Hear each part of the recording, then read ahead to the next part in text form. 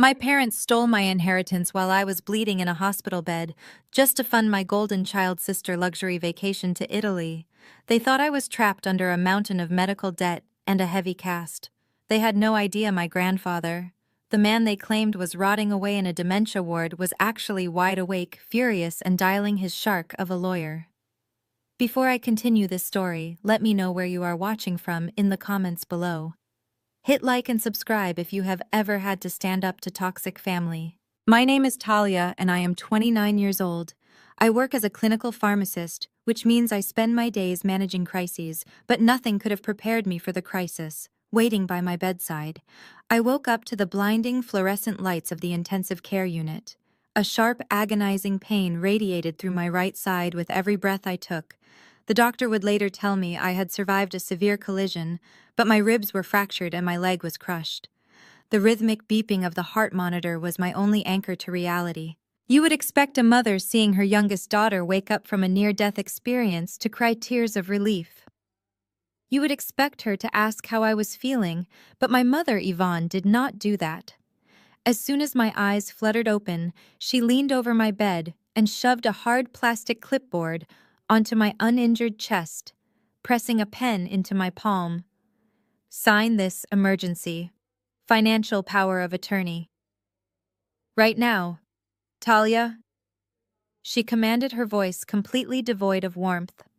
I need to handle your hospital bills before the bank freezes your personal accounts today. She was wearing her Sunday church clothes, a tailored suit that screamed upper-middle-class prestige. Her hair was perfectly styled, smelling like expensive perfume. She was already calculating my financial worth while I was barely conscious. I blinked, trying to clear the heavy fog of painkillers from my brain. I could barely form a sentence. "Mom," I whispered, my throat painfully dry. "I just woke up. I cannot read this right now." My mother rolled her eyes and huffed, crossing her arms. "Do not be difficult, Talia. I am trying to help you. You are always so very stubborn. Just sign so we can get this over with." From the corner of the room, another voice chimed in, dripping with annoyance. "Can you hurry up and sign it, Talia?" My sister Dominique stepped into my line of sight. She was 32 and practically glowing in a designer silk blouse. She did not look at my bruised face. Instead, she was busy checking her reflection in the television monitor. "Your little accident completely ruined my evening gown fitting today, and I have absolutely zero time for this drama right now. The tailor is charging me a late fee today." I stared at her in disbelief. I had broken bones, but Dominique was stressed about a dress fitting. That was the dynamic of the Williams family. Dominique was the golden child who could do no wrong. She demanded perfection, and the entire family bent over backward for her. I was just the scapegoat, the independent daughter who paid for her own college degree, because my parents spent my college fund on a lavish wedding. For Dominique, I was the one they used when it was convenient. Before I could respond, a loud voice echoed from the hospital corridor right outside. "Dominique, husband." Spencer strolled into the room holding gourmet coffee. Spencer was a tall white man who called himself a venture capitalist, but mostly spent his time draining my sister's bank accounts. He was completely oblivious to the fact that he was standing in a recovery room. He was practically shouting into his headset, bragging to someone about their upcoming anniversary trip, making sure everyone in the hospital ward could hear him talking. "Yeah, man, the Amalfi Coast is going to be epic," he said loudly, taking a sip of his coffee. "We are doing 2 weeks at a cliffside. Private yacht tours, exclusive wine tastings, the whole package. Nothing but the best for my wife. Anyway, I will send you the pictures later. I have to go deal with some annoying family business." He tapped his headset to end the call, and finally looked at me, giving me a casual wave like we were meeting at a coffee shop. "Hey there, kiddo. Glad you are awake. Listen, you really need to sign that paper for your mom so we can get out of here. We have a flight to catch in a few days and a ton of packing." The sheer audacity of my family left me speechless. I was in excruciating pain, fighting for every breath, and they were treating my hospital bed like an inconvenient detour on their way to a luxury Italian vacation. My mother tapped the clipboard against my chest again, demanding my signature. I tried to push it away, knowing better than to hand over control of my finances to a woman who idolized money. I had a trust fund waiting for me from my grandfather Elijah. I did not need her help to pay for anything. I was completely independent and financially secure. Suddenly, the heavy wooden door of the hospital room swung open. A stern-looking nurse in dark blue scrubs walked in, holding a thick stack of paperwork.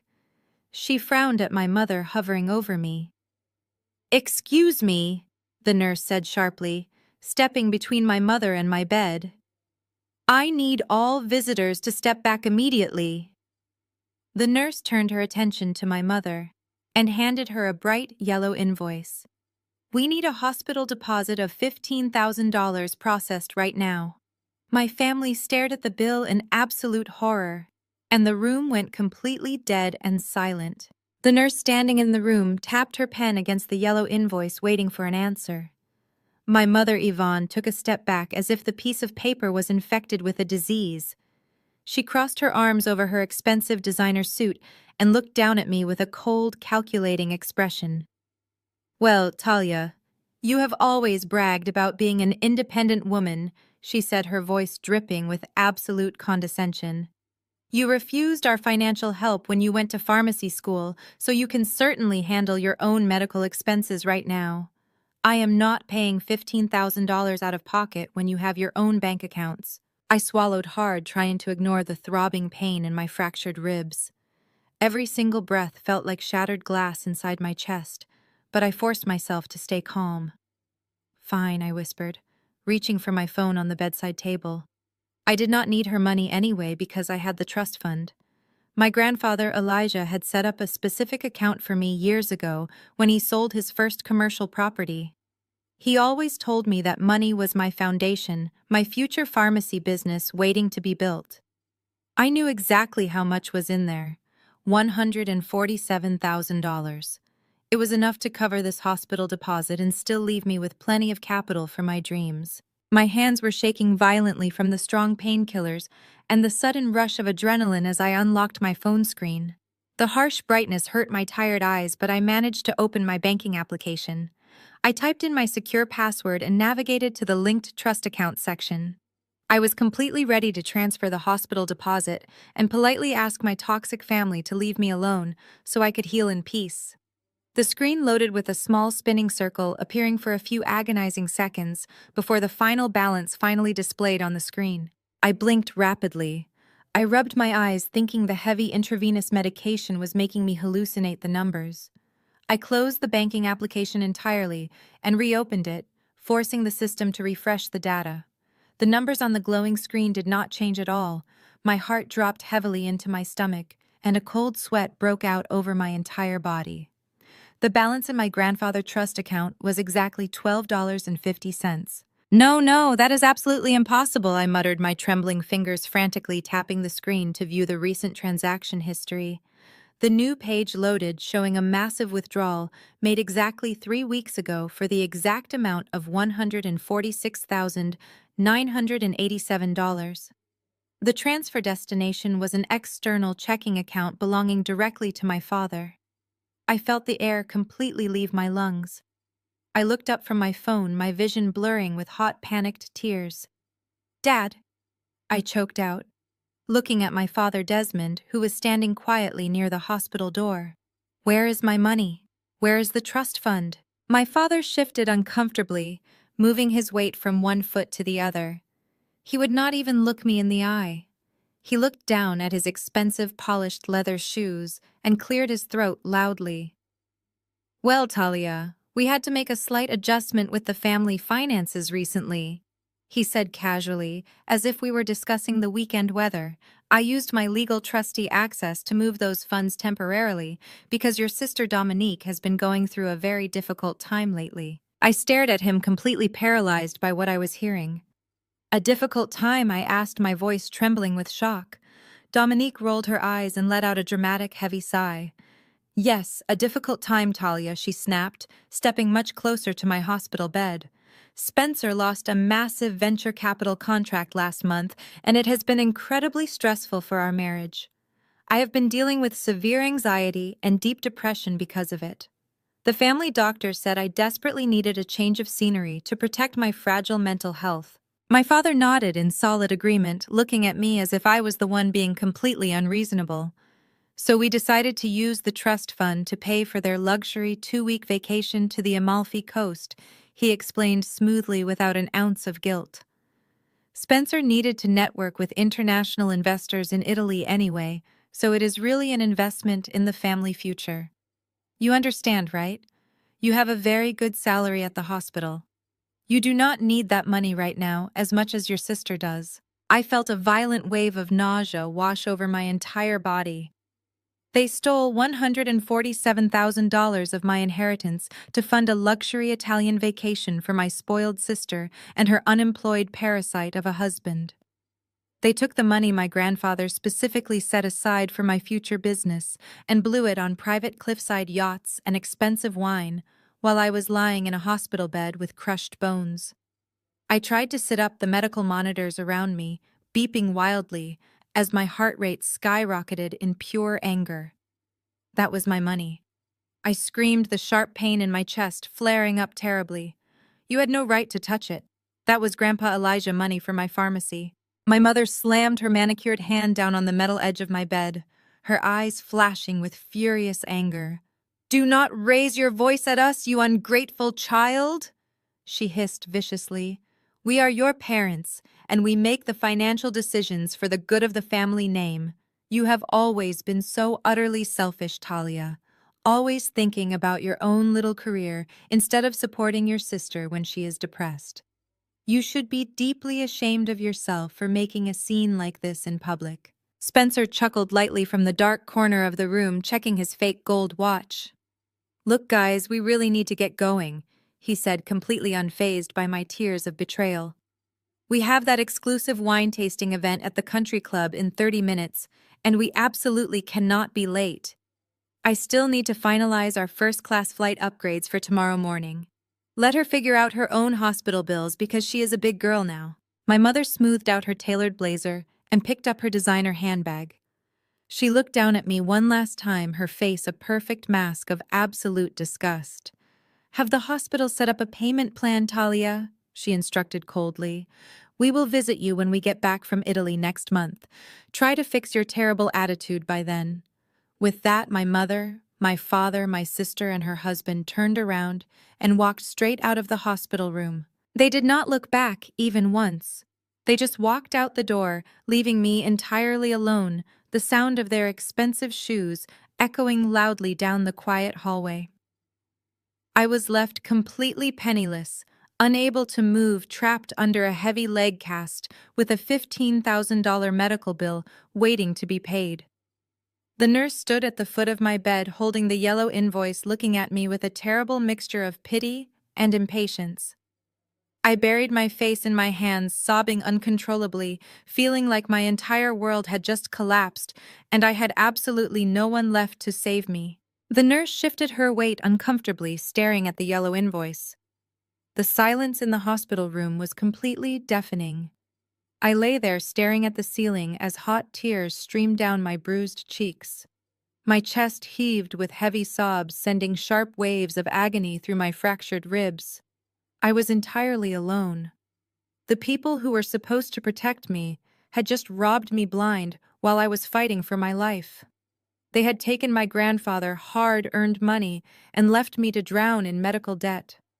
The nurse placed the yellow paper on the table next to my bed. She told me she would give me time to process everything.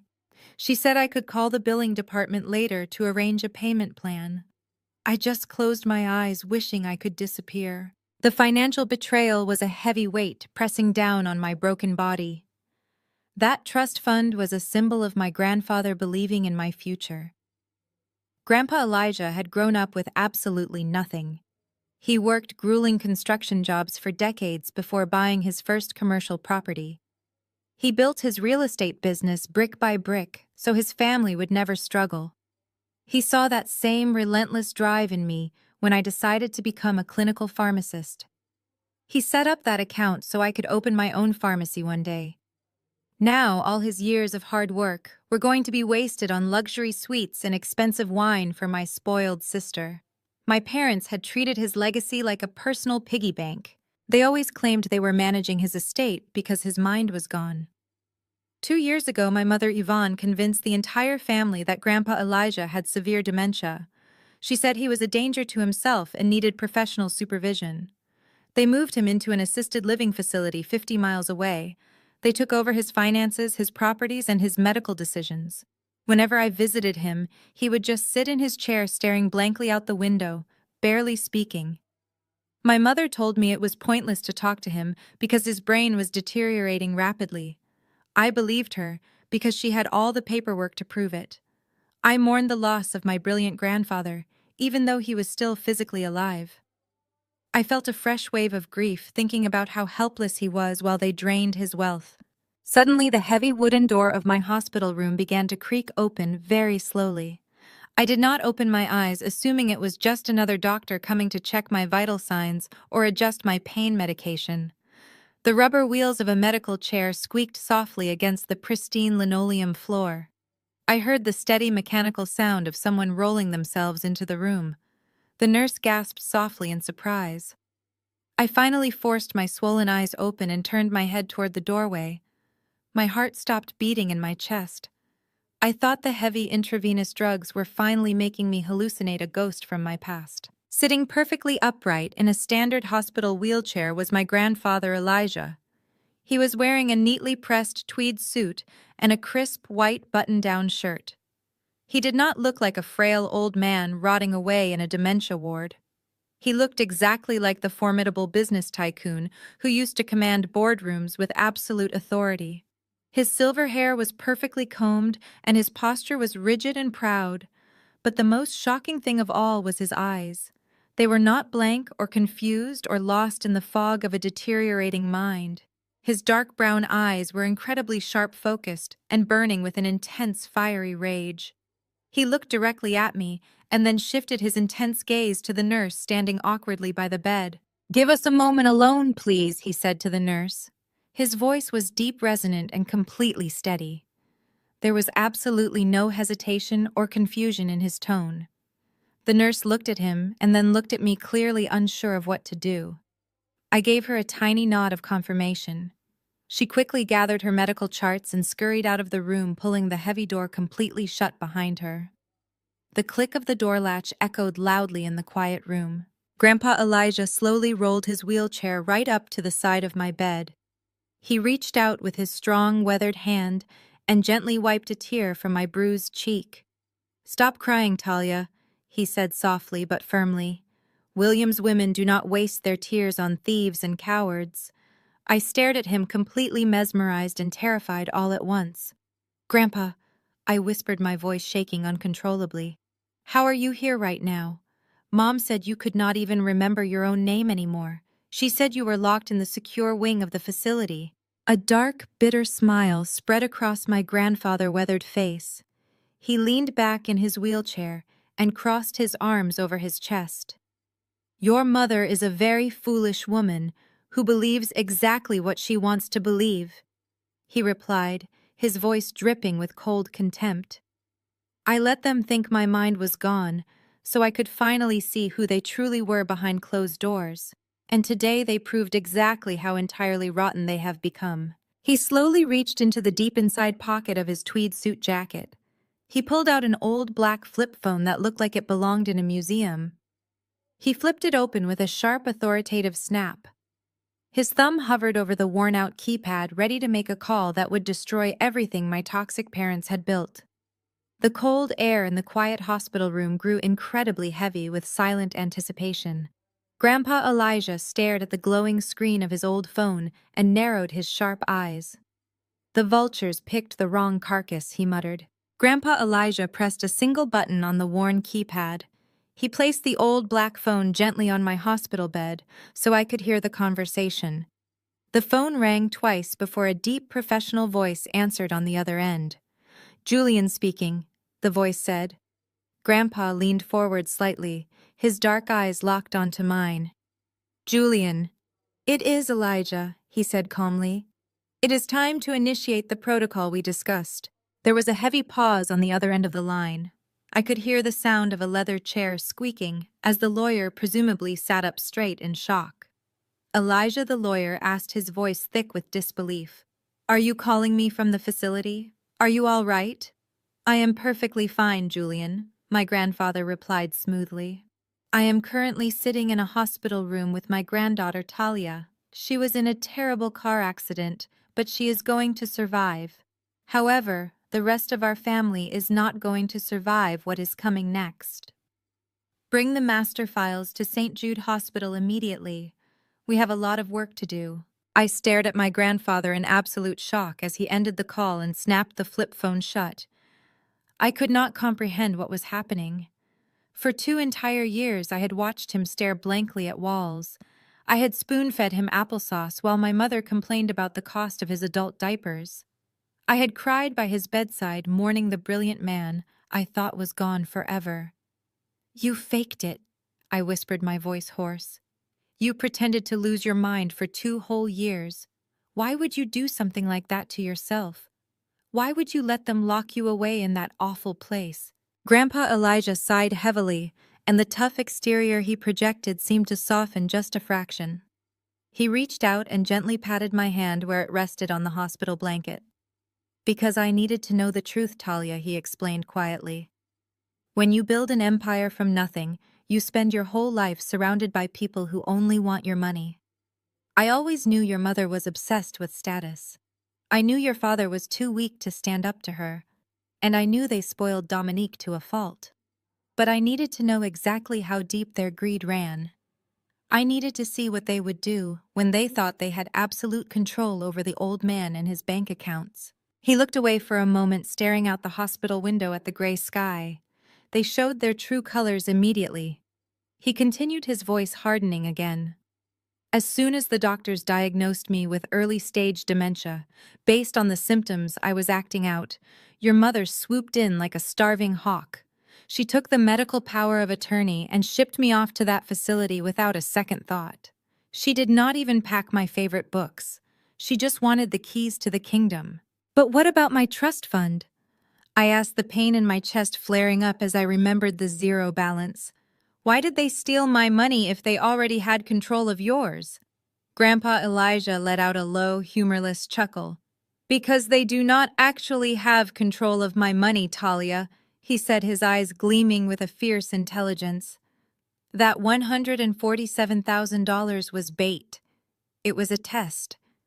I intentionally left that specific account outside of my primary legal protections just to see if they would steal from their own flesh and blood. I wanted to see if their greed had any limits. Today they proved that they have absolutely no boundaries left. They robbed a wounded girl in a hospital bed to fund a vacation." The heavy door of the hospital room swung open again, interrupting our conversation. A tall, distinguished older gentleman in a sharp gray suit walked into the room, carrying a thick leather briefcase. He looked at my grandfather and let out a long breath, shaking his head in disbelief. "You really did it," Elijah Julian said, walking over to the bed. "You sat in that miserable facility for 2 years playing the fool. I was starting to worry you had actually lost your mind and forgotten about our plan." Grandpa Elijah smirked and gestured for the lawyer to open his briefcase. "I never forget anything, Julian," he said sharply. "Now explain the legal reality to my granddaughter. She thinks her parents are wealthy and powerful right now. Tell her the truth." Julian placed his leather briefcase on the small hospital tray table and clicked the brass locks open. He pulled out a massive stack of legal documents printed on heavy, watermarked paper. He looked down at me with a sympathetic but professional expression. "Talia, your parents think they control the Williams family empire because your mother holds a general power of attorney," Julian explained smoothly. "But a power of attorney only applies to assets owned directly by the individual. Your grandfather is a very smart man. 5 years ago, he transferred every single significant asset he owned into a revocable living trust." I blinked, trying to process the legal terminology through the haze of my pain medication. "What does that mean exactly?" I asked, wincing as I shifted my crushed leg. Julian smiled thinly and tapped the thick stack of papers. "It means your grandfather does not technically own anything in his own name. and therefore your mother power of attorney is completely useless over the real wealth. The sprawling colonial mansion your parents currently live in is owned by the trust. The luxury cars they drive are leased by the trust. The massive monthly allowance your sister Dominique receives to fund her lavish lifestyle is a discretionary distribution from the trust. My jaw dropped slightly as the magnitude of what Julian was saying began to sink in. Even Spencer is trapped. Julian continued flipping to a specific page in the document. That brilliant venture capital business your brother-in-law claims to run was started with a $2 million seed loan from your grandfather. But it was not a gift. It is a callable loan held by the trust, meaning the trust can demand full repayment at absolutely any time with 30 days' notice. I looked from the lawyer back to my grandfather, who was sitting quietly in his wheelchair, watching me absorb the information. Your mother thinks she is the queen of the castle because she can sign my medical forms. Grandpa Elijah said, his voice cold and resolute. She thinks she has secured her luxurious future and Dominique inheritance. She thinks she can steal your business money with zero consequences because she believes the old man is brain dead and cannot stop her. Grandpa Elijah leaned closer to my bed, his dark eyes burning with a terrifying intensity. But the truth is, Talia, they are nothing but glorified tenants living in my house and spending my money. I am the sole trustee of the Revocable Living Trust. I have absolute control over every single dime they touch. If I want to, I can turn off the faucet completely. Julian closed the legal folder with a sharp, authoritative thud that echoed in the quiet hospital room. He looked at me very seriously. Your grandfather is right, Talia, Julian said quietly. Despite their designer clothes and their expensive country club memberships, your parents and your sister are entirely broke. Legally speaking, they own absolutely nothing. The silence in the hospital room was absolute as Julian finished his explanation. I stared at the thick stack of watermarked paper on the tray table, trying to wrap my mind around the sheer magnitude of what I had just learned. My parents had spent my entire life walking around our neighborhood like royalty. My mother treated the church congregation like her own personal fan club, bragging constantly about her massive home and her wealthy, successful family. My sister Dominique walked through the local luxury boutiques acting as if she owned them, swiping her platinum cards without ever looking at the price tags. And Spencer was always loudly giving unsolicited financial advice to anyone who would listen at family barbecues. All of it was a complete and utter lie. The empire they were so violently protecting and stealing to maintain was entirely an illusion built on the quiet genius of the elderly man sitting in a wheelchair right next to my bed. Grandpa Elijah reached out and tapped the tray table with a strong, rhythmic beat. Enough explaining, Julian, he commanded, his voice echoing with absolute authority. We do not have time to sit around and marvel at my foresight. We have a thief to catch and an empire to secure. Draft the transfer papers right now. I want my daughter completely stripped of her provisional managerial rights before the sun sets today. Julian nodded quickly, opening a fresh leather-bound legal pad. He pulled a heavy silver fountain pen from his breast pocket and began writing rapidly. I watched as the lawyer drafted the legal instruments right there in my hospital room, surrounded by the steady beeping of my heart monitor. Grandpa Elijah dictated the terms clearly and coldly. He officially revoked the power of attorney he had previously granted my mother Yvonne. He dissolved the provisional management committee that allowed my father Desmond to sign checks on behalf of the trust. Every single financial privilege my family had enjoyed for the past 2 years was being systematically dismantled with every stroke of Julian pen. Then Grandpa Elijah turned his intense dark eyes toward me. And now, Talia, he said softly, but with immense weight, I am naming you as the sole trustee and the primary executor of the Revocable Living Trust. You will have immediate legal authority over every bank account, every property deed, and every investment portfolio. You will hold the keys to the entire Williams family legacy. I felt a sudden wave of panic wash over me. The pain in my ribs flared up as my breathing grew shallow. Grandpa, I cannot do that, I stammered, gripping the edge of my hospital blanket. I am just a clinical pharmacist. I know how to manage medications and patient charts, not multi-million-dollar real estate portfolios. I do not know the first thing about running an empire like yours. Grandpa Elijah let out a harsh laugh that filled the small room. You are a smart young woman who built her own career without a single penny of my money, he said proudly. You know how to work hard and you know the value of a dollar. That is all you need to know. Besides, you will have Julian to guide you through the legal maze. I am not giving you this power because I want you to become a real estate tycoon, Talia. I am giving it to you because you are the only person in this family with a shred of integrity left. You are the only one who did not try to pick the pockets of a sick old man. He leaned closer to my bed, his expression turning deadly serious. I built this wealth to protect our bloodline, not to fund the delusions of a fake venture capitalist and a spoiled golden child. They stole your future today, Talia. They took the money I left for your pharmacy and laughed in your face while you were bleeding in a hospital bed.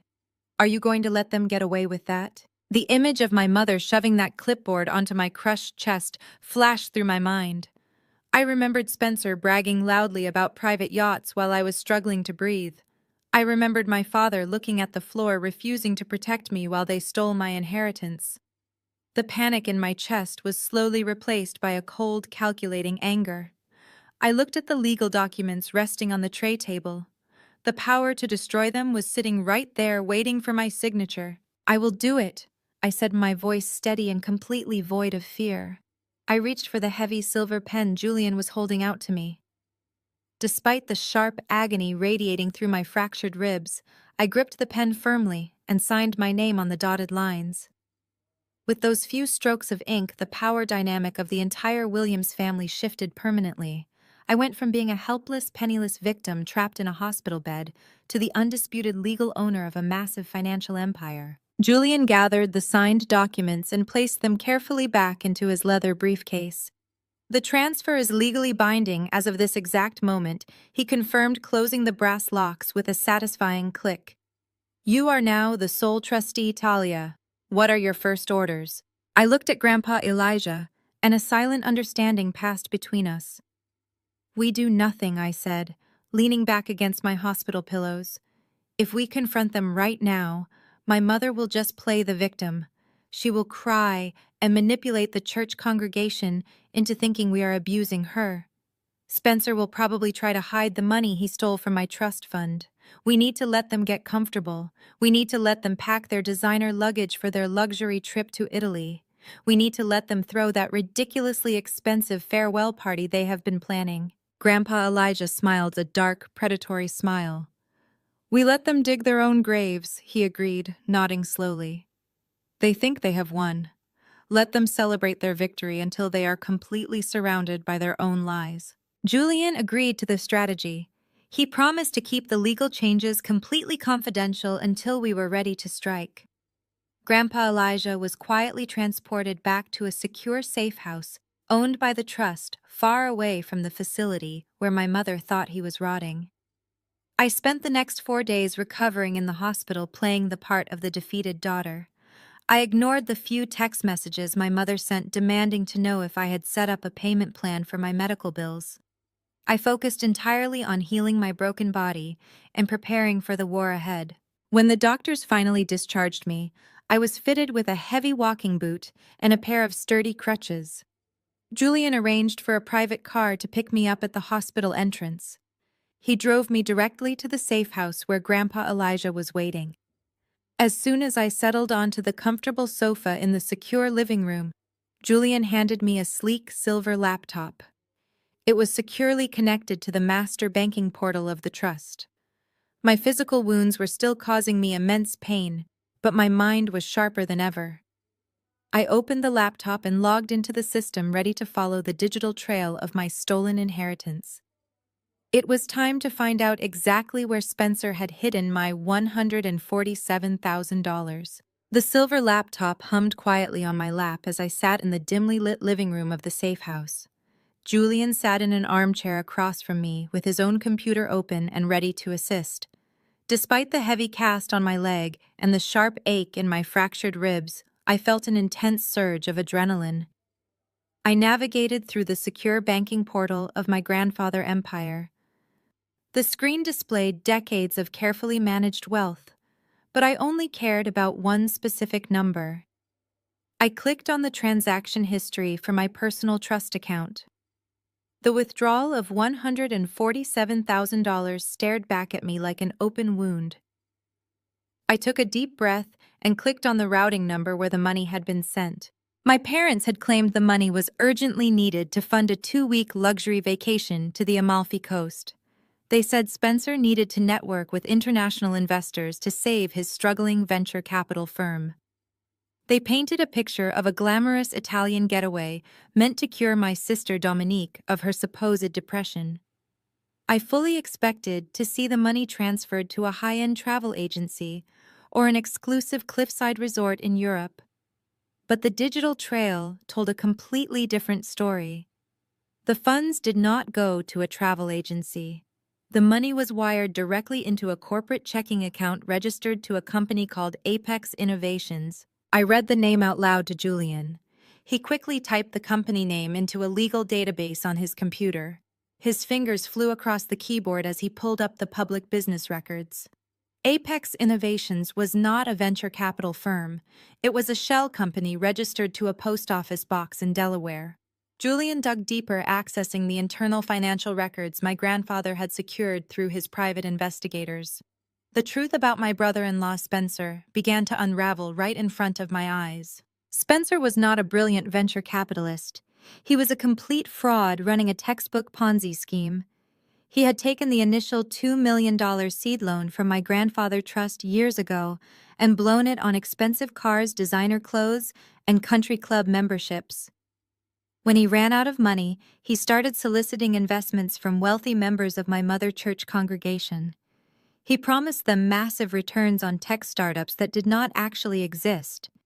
He used the money from new investors to pay the old investors, keeping the illusion alive while skimming a massive salary for himself to keep Dominique dressed in designer silk. But the scheme had finally collapsed last month. Julian pulled up a series of highly confidential legal threats sent to Spencer. 2 prominent investors from the church had discovered the fraud. They had hired aggressive corporate lawyers and were preparing to hand all their evidence over to the federal authorities. They gave Spencer a strict deadline to return their principal investment or face immediate criminal charges. The total amount they demanded was exactly $145,000. Spencer had panicked. He had no money left and his fake empire was crumbling.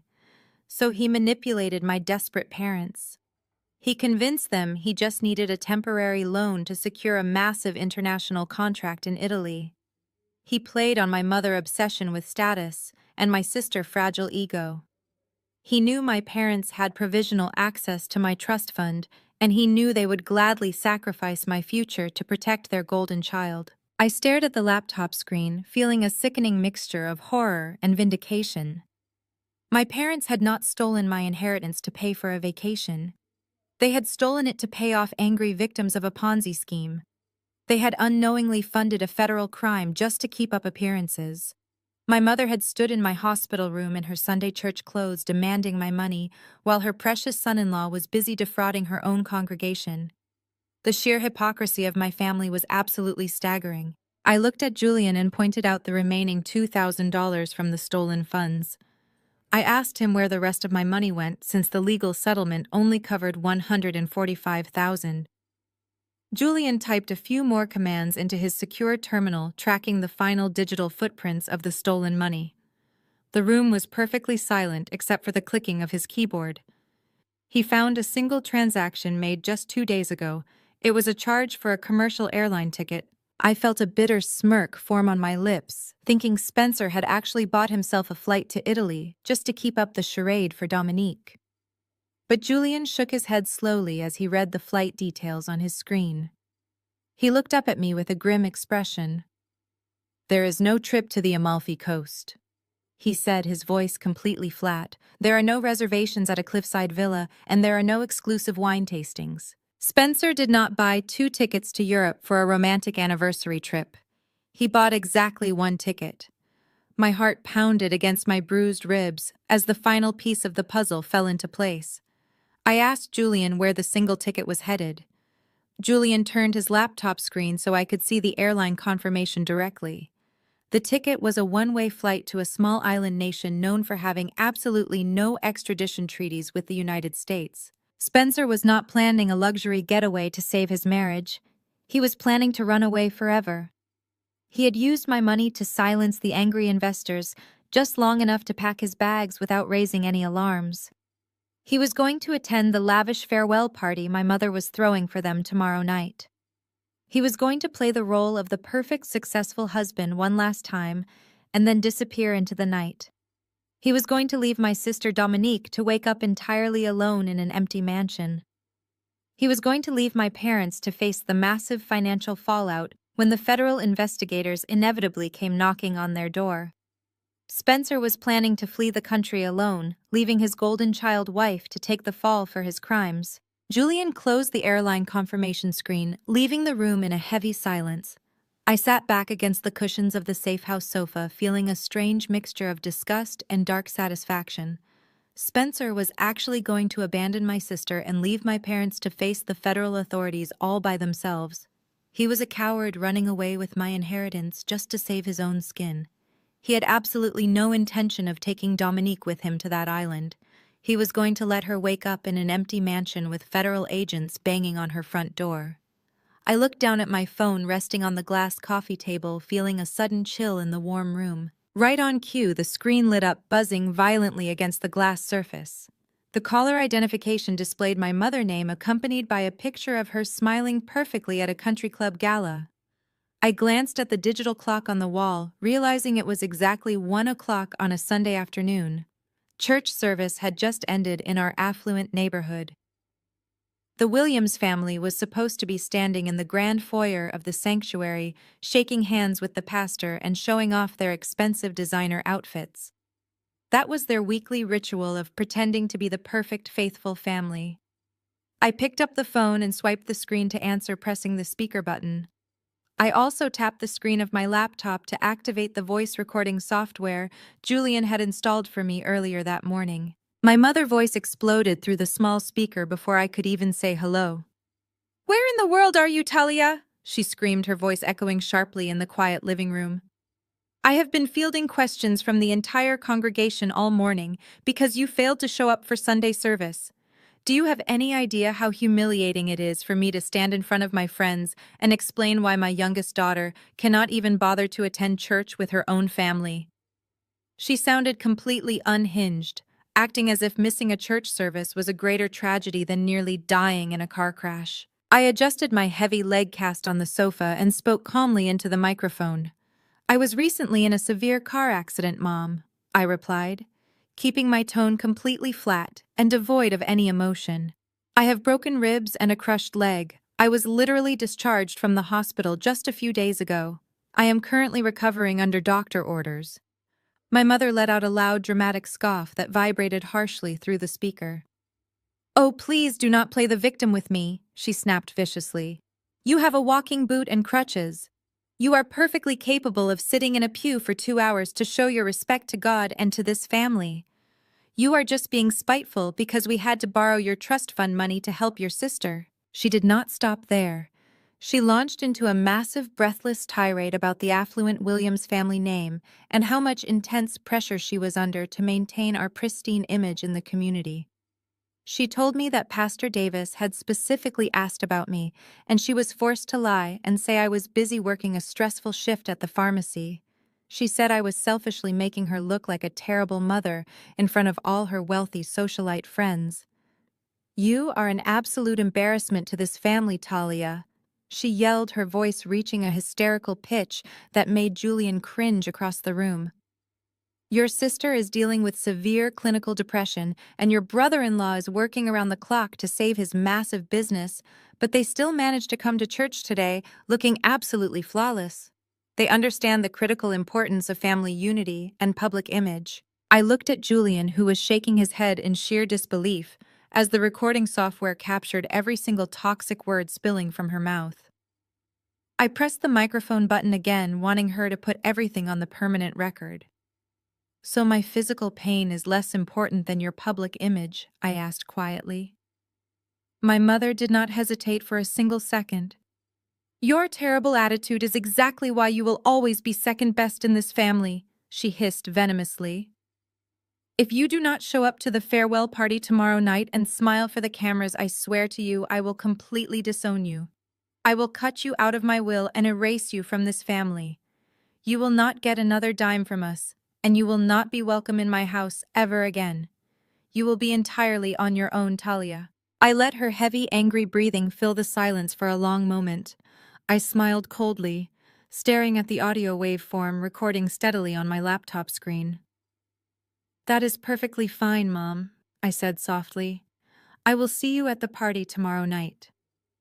I ended the call before she could say another word, and immediately saved the audio file to a secure encrypted folder. I had just recorded her openly threatening to disown me for being injured. It was a perfect piece of evidence to add to our growing arsenal against her blinding arrogance.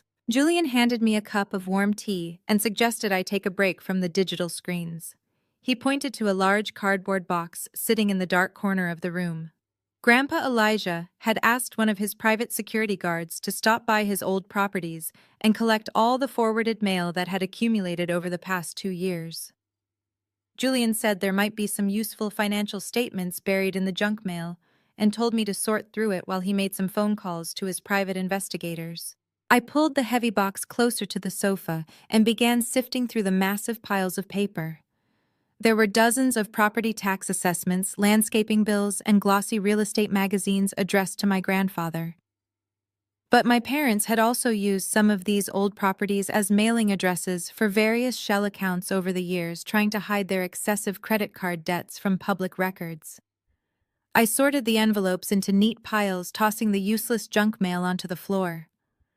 My fingers suddenly brushed against a thick, stiff manila envelope buried at the very bottom of the box. The envelope was heavily sealed and stamped with the intimidating official seal of the Department of the Treasury.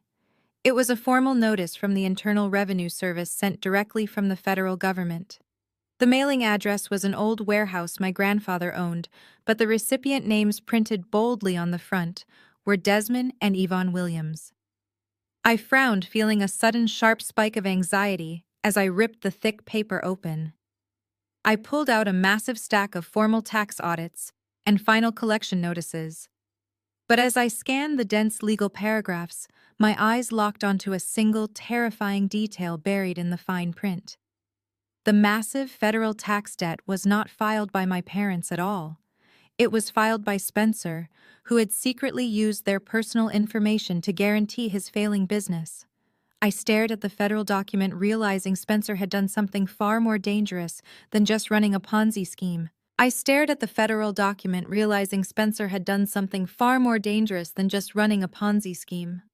The thick paperwork in my trembling hands outlined a massive federal tax evasion case. Spencer had not just borrowed money from trusting church investors to fund his fake lifestyle.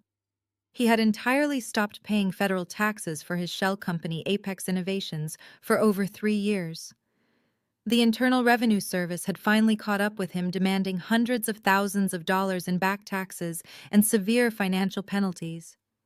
But instead of facing the consequences, like a man, Spencer had found a completely ruthless way to shield himself from the federal government. He had somehow gotten his hands on my parents' social security numbers and their most sensitive personal identification details. I looked at Julian, who was already leaning over the glass coffee table to read the dense legal paragraphs. Spencer had used my parents' pristine credit scores and clean background checks to take out massive fraudulent corporate loans. He had legally bound my mother Yvonne and my father Desmond as the primary guarantors for his failing shell company. He had literally forged their signatures on federal tax documents, pledging their personal assets to the government to delay the tax collectors. My parents were so completely blinded by his fake venture capitalist charm and their own desperate need to show off a successful white son-in-law that they probably handed over their sensitive information willingly. They likely thought they were just helping him with some routine background check for a massive international investment. Julian ran his hand over his face, letting out a heavy, tired sigh. "Talia," he said, his voice gravely serious, Do you understand what this actually means? I nodded slowly, feeling a strange numb sensation spreading through my chest. It means my parents are legally responsible for a massive federal tax debt. I replied, my voice barely above a whisper. Julian shook his head grimly, staring at the government seal. It is much worse than just a massive debt, Talia, he explained quietly. Spencer committed aggravated identity theft and federal wire fraud using their names and their credentials. Because your parents signed those initial trust documents giving him that seed money years ago, the government will view them as active co-conspirators in his Ponzi scheme. When the federal agents finally raid Apex Innovations, they will not just seize your parents' bank accounts to pay off the debt. They will arrest them. My mother and father were facing complete financial bankruptcy and actual federal prison time. I sat back on the soft sofa, processing the absolute magnitude of the betrayal. My parents had stolen my grandfather's inheritance and verbally abused me to protect a man who had secretly built a federal prison cell with their names written right on it. They were willing to completely disown their own injured daughter just to maintain the fragile illusion of a perfect family, while their golden son-in-law was busy destroying their entire lives. A small, bitter laugh escaped my lips, echoing loudly in the quiet safe house. They really thought they were the smartest people in the room, I whispered, staring blankly at the terrifying IRS notices scattered on the table. They threw me away for a man who is going to leave them holding the bag for a federal crime. Julian closed his laptop and looked at me expectantly, waiting for my command. What is your decision, Talia? He asked, leaning back in his chair. As the newly appointed sole trustee, you have the absolute power to notify the authorities right now and stop Spencer from leaving the country tomorrow. We could call the police today and have him arrested for fraud before the party even begins. I looked down at the heavy medical walking boot strapped to my crushed leg and remembered the cold look of absolute disgust on my mother's face in the hospital room. I remembered my sister Dominique complaining about her expensive dress fitting while I was crying in physical agony.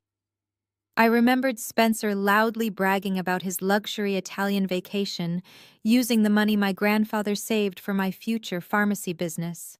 No, I said, my voice completely steady, cold, and resolute. We are not calling the police today. If we stop the party right now, my mother will spend the rest of her miserable life claiming I ruined their flawless reputation out of pure jealousy. We are going to let them have their perfect luxury farewell dinner. We are going to let them stand in front of all their wealthy friends and the church pastor and brag about how incredibly successful they are. Julian raised his eyebrows slightly, waiting for my specific instructions. I handed the federal IRS documents back to him across the table. I want you to contact the trust banking administrators immediately, I instructed smoothly. I want every single platinum credit card, every checking account, and every line of credit associated with the Williams family to be completely frozen. But do not execute the freeze right now. I added, a dark, calculated smile forming on my face. I want you to schedule the total asset freeze to take effect tomorrow night at exactly 8 o'clock. Julian slowly broke into a wide, appreciative smile, understanding exactly what I was planning to do. 8 o'clock is right in the middle of their dinner service, he noted, pulling his laptop open and typing the instructions into his secure banking portal. They will be ordering their expensive champagne and showing off their fake wealth for their elite guests. I nodded, confirming the ruthless plan. I wanted Spencer to feel the exact humiliating moment his fake empire finally collapsed. I wanted my mother to experience the ultimate public humiliation she was so desperately afraid of. I wanted Dominique to watch her perfect golden life shatter into a million unfixable pieces in front of an audience. We spent the rest of the long afternoon finalizing the digital trap.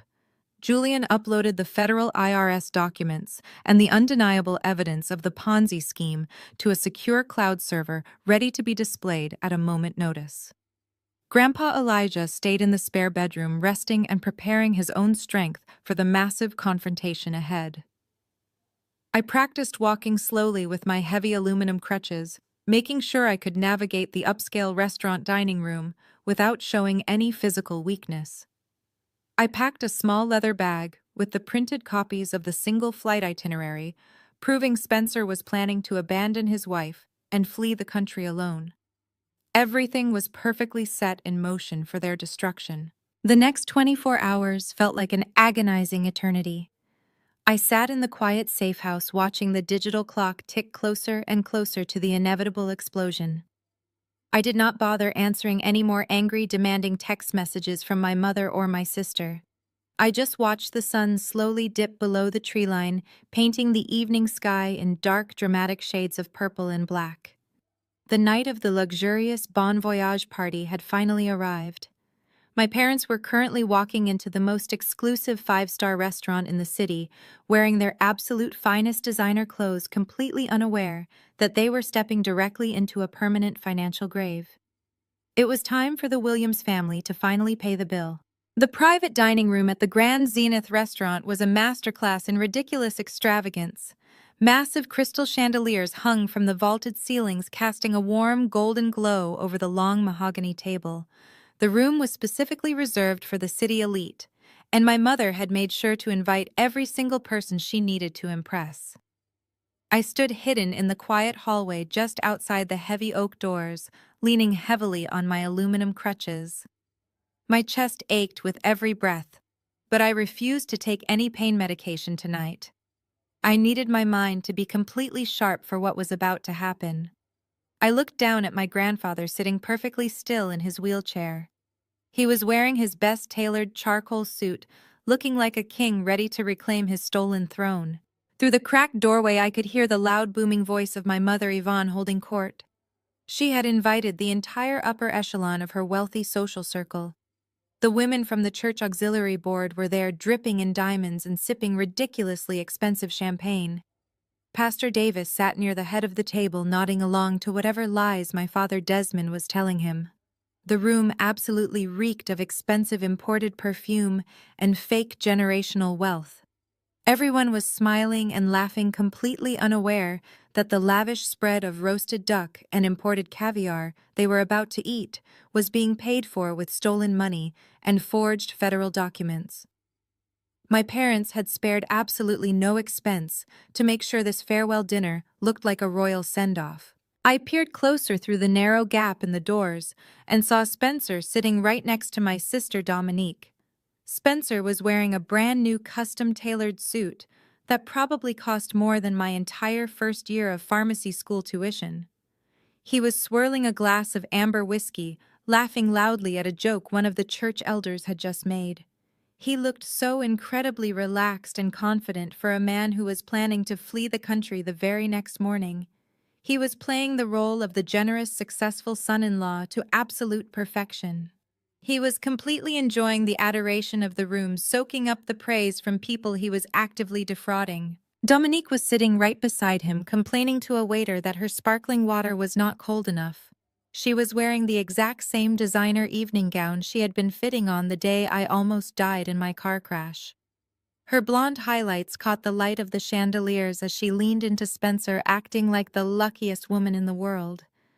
They were the picture-perfect affluent couple, completely oblivious to the massive federal trap waiting for them. They thought they had won, and they thought I was sitting at home crying over my empty bank account. My mother tapped her crystal glass with a silver dessert spoon to get the attention of the room. The soft chatter died down as all eyes turned to her. She placed a hand over her heart, putting on her best tragic and humble face. "Thank you all so much for coming tonight to celebrate Spencer and Dominique," she announced, her voice trembling with fake emotion. "As you know, Spencer is taking our beautiful Dominique on a luxury tour of Italy tomorrow to celebrate his massive new venture capital merger. We are just so incredibly blessed to have such a hard-working and devoted man in our family to carry on our legacy." The guests clapped politely, and Pastor Davis smiled warmly at Spencer, raising his water glass in a silent toast. But my mother was not done playing the victim for her audience. She lowered her head and let out a dramatic, heavy sigh, letting the silence stretch for effect. "I only wish my dear father Elijah and my youngest daughter Talia could be here tonight," she continued, wiping a fake tear from her perfectly made-up eye. Sadly, my father has taken a terrible turn for the worse. The doctors at the memory care facility say he is completely unresponsive and rapidly failing. We are preparing for the worst very soon, and poor Talia is home resting from her terrible accident, too heartbroken and injured to join us. But we know they are here with us in spirit as we celebrate this wonderful family milestone. Pastor Davis bowed his head slightly, murmuring a soft prayer for my supposedly dying grandfather. Grandpa Elijah let out a low, dark chuckle from his wheelchair beside me. "I think it is time to resurrect the dead," he whispered to me, his eyes flashing with brilliant anger. I tightened my grip on the rubber handles of my crutches, feeling a massive surge of pure adrenaline. I pushed open the heavy oak doors with my shoulder, letting them swing wide open with a loud, dramatic thud that echoed through the private dining room. The heavy silence fell over the room instantly. I stepped into the bright light of the crystal chandeliers, my heavy medical boot thumping loudly against the polished hardwood floor. I balanced my weight on my crutches and reached back to pull Grandpa Elijah and his wheelchair directly into the center of the doorway for everyone to clearly see. The reaction was absolutely instantaneous and incredibly satisfying. The wealthy socialites froze in their seats with their champagne glasses halfway to their mouths. Pastor Davis blinked in sheer shock, staring directly at the man he had just been told was lying on his deathbed. But the look on my family faces was the true prize of the entire evening. My mother Yvonne dropped her silver spoon onto the table with a loud, sharp clatter. Her perfectly manicured face drained of all its color, turning an awful shade of chalky white. Her jaw hung open, unable to form a single word as she stared at her father sitting upright and looking completely healthy and aware. My father Desmond gripped the edge of the mahogany table so hard his knuckles turned completely white against the dark wood. He looked like he had just seen a ghost walk out of a freshly dug grave. Dominique gasped loudly, dropping her expensive linen napkin onto the floor and shrinking back into her chair. And Spencer, the brilliant fake venture capitalist, suddenly looked like a trapped animal in the headlights of a speeding truck. The arrogant, confident smirk vanished from his face, entirely replaced by a look of absolute sheer panic. He knew exactly what Grandpa Elijah was capable of, and seeing him out of the dementia ward was his absolute worst nightmare coming to life right before his eyes. We stood there in the doorway, soaking in their absolute terror. My parents were completely trapped by their own toxic vanity and their desperate need for social validation. If they were alone, they would have screamed at me and tried to physically shove us out of the room. They would have demanded to know how I broke him out of the secure medical facility. But they were not alone. They were completely surrounded by their elite social circle and the head pastor of their church. They had spent years building the illusion of a perfect, loving family, and they could not risk shattering that image in front of the most important people in their tight-knit community. They were forced to sit there in complete silence, choking on their own massive lies. Grandpa Elijah slowly smoothed the lapels of his vintage charcoal suit. He looked directly at my mother, his dark eyes pinning her to her chair like a helpless insect on display. "Good evening, Yvonne," he said, his deep, resonant voice carrying perfectly across the silent, extravagant dining room. "I heard you were preparing for the worst, so I decided to come and celebrate my own funeral." The church ladies gasped softly, exchanging confused and horrified glances with each other. My mother opened her mouth to speak, but nothing came out except a pathetic, high-pitched squeak. The luxurious farewell party had officially been hijacked, and the Williams family was completely powerless to stop it. My mother Yvonne recovered faster than I thought humanly possible. She forced a bright, artificial smile onto her face and let out a loud, nervous laugh that sounded more like a choke. "It is an absolute miracle," she announced to the room, clapping her hands together wildly. "The doctors told us just yesterday to prepare for the worst, but the Lord has truly blessed us tonight." She rushed over to my grandfather, acting like the devoted, loving daughter she pretended to be.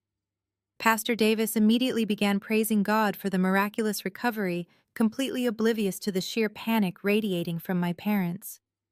My father Desmond quickly pulled up 2 extra chairs to the massive mahogany table, his hands shaking violently as he avoided my gaze.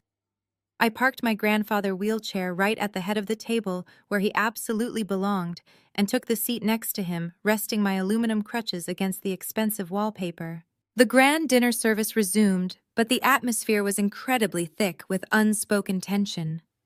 The wealthy socialites went back to their imported caviar and expensive wine, but they kept stealing confused glances at our end of the table. Spencer knew he had to regain control of the narrative before the whispers started spreading among the church elders.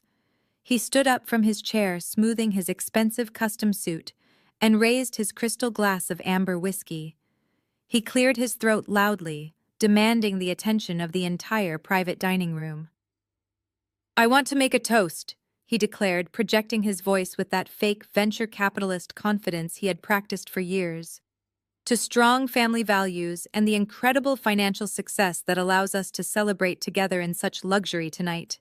He looked lovingly at Dominique, who was forcing a stiff smile while twisting her silk napkin.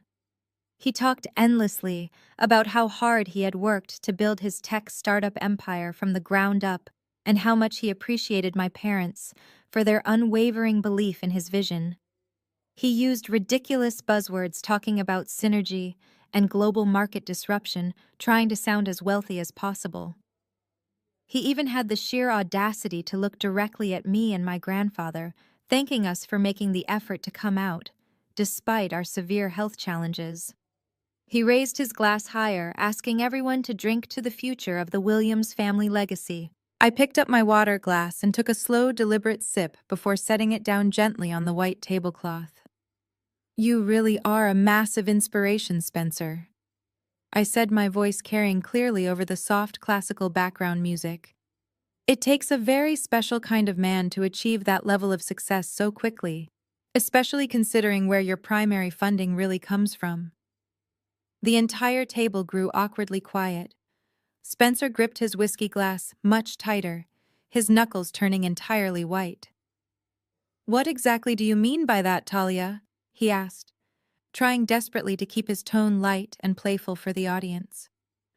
"Oh, I just mean you are incredibly resourceful," I replied, smiling sweetly at him. "I admire how you always find a creative way to make things work, even when the federal government is breathing right down your neck." The church ladies exchanged nervous looks and murmurs. My mother kicked my good leg hard under the table, but I did not even flinch. Spencer let out a loud, forced chuckle, pulling his suit cuff back to casually display his heavy gold watch to the crowd. "Well, hard work always pays off," he said, gesturing broadly to the room. "You just have to know how to play the corporate game and make the absolute right investments." I leaned forward, resting my elbows on the mahogany table. "That is a truly beautiful watch, Spencer," I noted, staring directly at the shiny gold face. "Is that a genuine Rolex?" Dominique puffed up her chest immediately, defending her husband's fake wealth. "It is an exclusive custom piece," she bragged loudly for everyone to hear. "Spencer bought it to celebrate his latest international corporate merger." I tilted my head, pretending to examine the watch closely from across the table. "It is incredibly shiny," I observed loudly. "But you know the interesting thing about those custom luxury pieces is how easily the cheap gold plating chips off when you sweat too much. And you look like you are sweating quite a bit right now, Spencer. It is also fascinating how your watch ticks loudly when a real Rolex is supposed to have a completely silent sweeping movement." A few of the church elders shifted uncomfortably in their plush seats. Spencer quickly pulled his sleeve down, covering the watch entirely. He sat down heavily in his chair, his face flushing a deep, angry red. His smooth venture capitalist charm was rapidly dissolving under the heavy pressure of my passive-aggressive remarks. My mother desperately tried to change the subject, asking Pastor Davis about the upcoming charity clothing drive, but the damage was already done. The room was buzzing with thick, uncomfortable tension beneath the forced, polite smiles. Every single time Spencer tried to join a conversation, I would casually mention something about hidden overseas bank accounts or fake financial portfolios. He was trapped at a dinner table with the exact people he was actively defrauding and the one woman who knew exactly what he was doing. The lavish 5-course dinner dragged on for another agonizing hour. The elite guests ate their roasted duck and chocolate truffles, while my family choked on their silent fear. Grandpa Elijah sat quietly at the head of the table, eating his expensive meal with absolute dignity. He did not say another word, but his intense dark eyes watched every single move my parents made. He was enjoying the psychological torture just as much as I was. Finally, the heavy ceramic plates were cleared away by the attentive restaurant staff. The wealthy socialites began checking their phones and fixing their makeup, preparing to leave. My mother breathed a visible heavy sigh of relief, thinking they had successfully survived the dinner without a massive public scandal. Then the heavy oak doors of the private dining room swung open one last time. The head waiter walked in carrying a sleek black leather folder. He walked straight past my father and stopped directly behind Spencer. The waiter placed the folder gently on the mahogany table, right next to Spencer's empty whiskey glass. "Your bill for the evening, sir," the waiter said politely, bowing his head slightly. "The grand total comes to $8,500. The entire table fell completely silent, waiting for the successful venture capitalist to treat them to the luxurious meal. Spencer smiled arrogantly, pulling a heavy black credit card from his designer leather wallet. He tossed the card onto the little silver tray with a loud, confident smack. He had absolutely no idea that I had frozen every single account he had access to exactly 20 minutes ago. The waiter picked up the heavy black metal card from the silver tray with a polite nod. He turned around and walked quietly toward the point-of-sale terminal, located just outside the private dining room. Spencer immediately went back to his loud conversation with Pastor Davis, completely unbothered. He was actively describing the private yacht he claimed to have chartered for his upcoming trip to Italy. Dominique was applying a fresh layer of expensive lip gloss, using the reflection of her silver butter knife. My mother Yvonne was busy signaling the waitstaff for more sparkling water, trying to maintain the atmosphere of extreme luxury. I just sat quietly next to Grandpa Elijah, resting my hands on my lap. The countdown had officially reached 0 and the explosion was only seconds away. It did not take long at all. The heavy oak doors swung open and the head waiter stepped back into the room. But he was not carrying the leather folder with a printed receipt and a pen. He walked directly up to Spencer, holding the black credit card pinched tightly between his fingers. He leaned down slightly, keeping his voice low and discreet, trying to preserve the dignity of the wealthy guest. "I am so sorry, sir," the waiter whispered, "but your card has been declined. Would you happen to have another form of payment tonight?" The private dining room was relatively quiet, so the waiter's low voice carried just enough for the people sitting nearby to hear. Dominique stopped applying her lip gloss, her hand freezing in midair. Spencer let out a loud, arrogant laugh, waving his hand dismissively. "That is completely ridiculous," he said, shaking his head. "It is probably just a security fraud alert. You know how these ultra-premium bank accounts are always flagging large restaurant purchases. Just run it again, or try this one." He reached into his designer wallet and pulled out a heavy silver corporate card, tossing it onto the table. The waiter picked it up with a tight professional smile and walked back out of the room. Spencer took a large gulp of his amber whiskey, suddenly looking a little bit flushed. He tried to resume his story about the Italian coastline, but his voice had lost its smooth, confident rhythm. He kept glancing nervously toward the oak doors, waiting for the waiter to return and validate his extreme wealth. Pastor Davis gave Spencer a polite but slightly confused smile, gently swirling the water in his glass. My mother Yvonne shifted uncomfortably in her plush velvet chair, her eyes darting between Spencer and the church ladies sitting across the table. She absolutely hated any kind of public embarrassment, and a declined credit card was the ultimate social sin in her elite circle. Less than 2 minutes later, the waiter returned. This time, his professional smile was completely gone, replaced by a look of deep discomfort.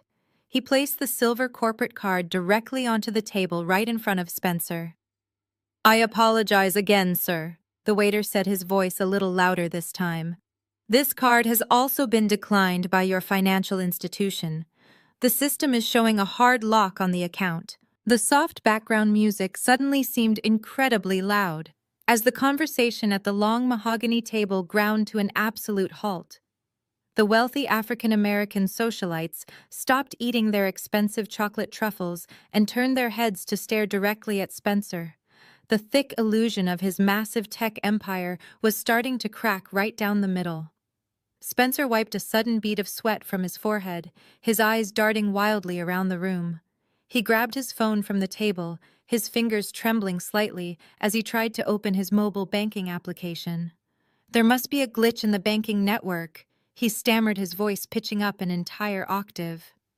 This makes absolutely no sense. My accounts are heavily funded. My mother could not handle the humiliating silence for another second. She desperately needed to save face in front of her high society friends. "Oh, Spencer, please do not even worry about it," she announced with a loud, shrill laugh that echoed terribly in the quiet room. "It is probably just a banking error. You are far too busy running your massive company to deal with annoying bank algorithms. Let me handle this bill tonight. It is our absolute pleasure to treat our wonderful family anyway." She reached into her expensive designer handbag and confidently pulled out her shiny platinum credit card, handing it directly to the waiter. "Take care of this, please," she instructed, waving her hand like a dismissing queen. The waiter took her platinum card and left the room for the third time. My mother smiled warmly at the church ladies trying to project an image of effortless generosity. "We are just so incredibly blessed," she told them, patting her diamond necklace. "What is a few $1,000s when you are celebrating family right?" The ladies nodded politely, but their eyes were sharp and judgmental. They were smelling blood in the water. I looked at Grandpa Elijah and saw the faintest trace of a ruthless smile playing on his lips. He was watching his arrogant daughter dig herself into a massive, inescapable hole. When the waiter returned, he did not even try to be discreet. He walked up to my mother and placed her shiny platinum card back onto the silver tray. "Mom, your card has been completely declined," the waiter announced clearly for the entire table to hear. "The authorization center says your account has been frozen due to suspicious activity." My mother's face dropped completely.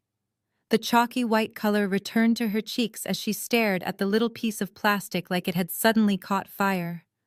"That is absolutely impossible," she gasped, pressing a hand to her chest. "I am a premier client. Run it again right now." The waiter shook his head firmly. "I already tried it twice, Mom. It is a hard decline." My mother spun around in her chair, looking wildly at my father Desmond, who was quietly trying to shrink into the expensive wallpaper. "Desmond, give him your card right now," she hissed, her voice completely losing its polite socialite tone. "Pay this ridiculous bill so we can leave this awful restaurant."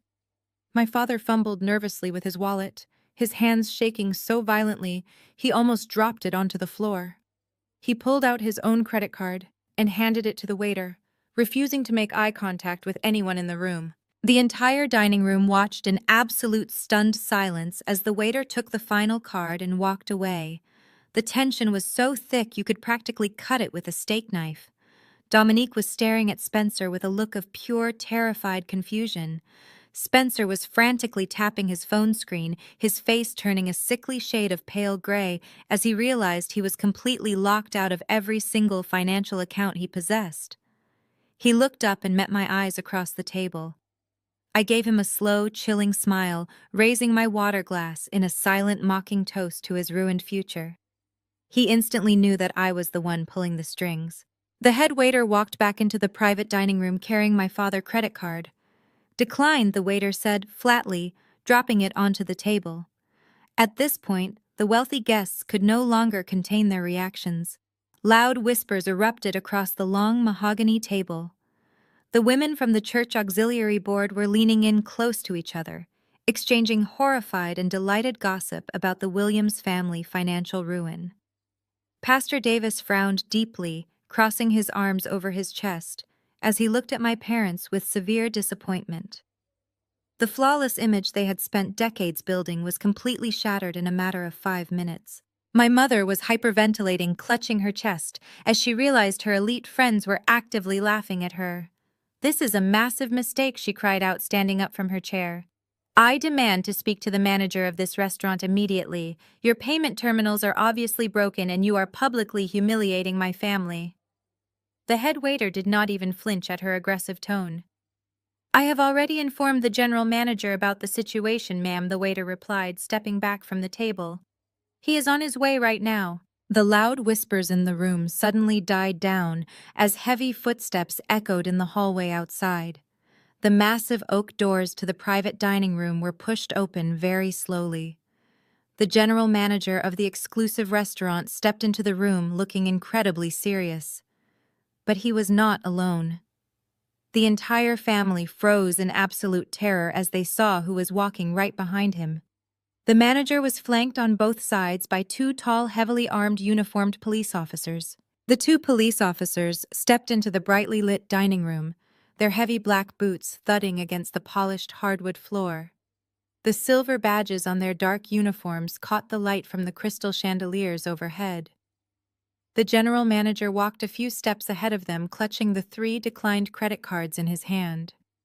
He stopped at the head of the table, pointing directly at Spencer and my mother. The entire room fell into a dead, silent hush. You could have heard a single pin drop onto the thick carpet.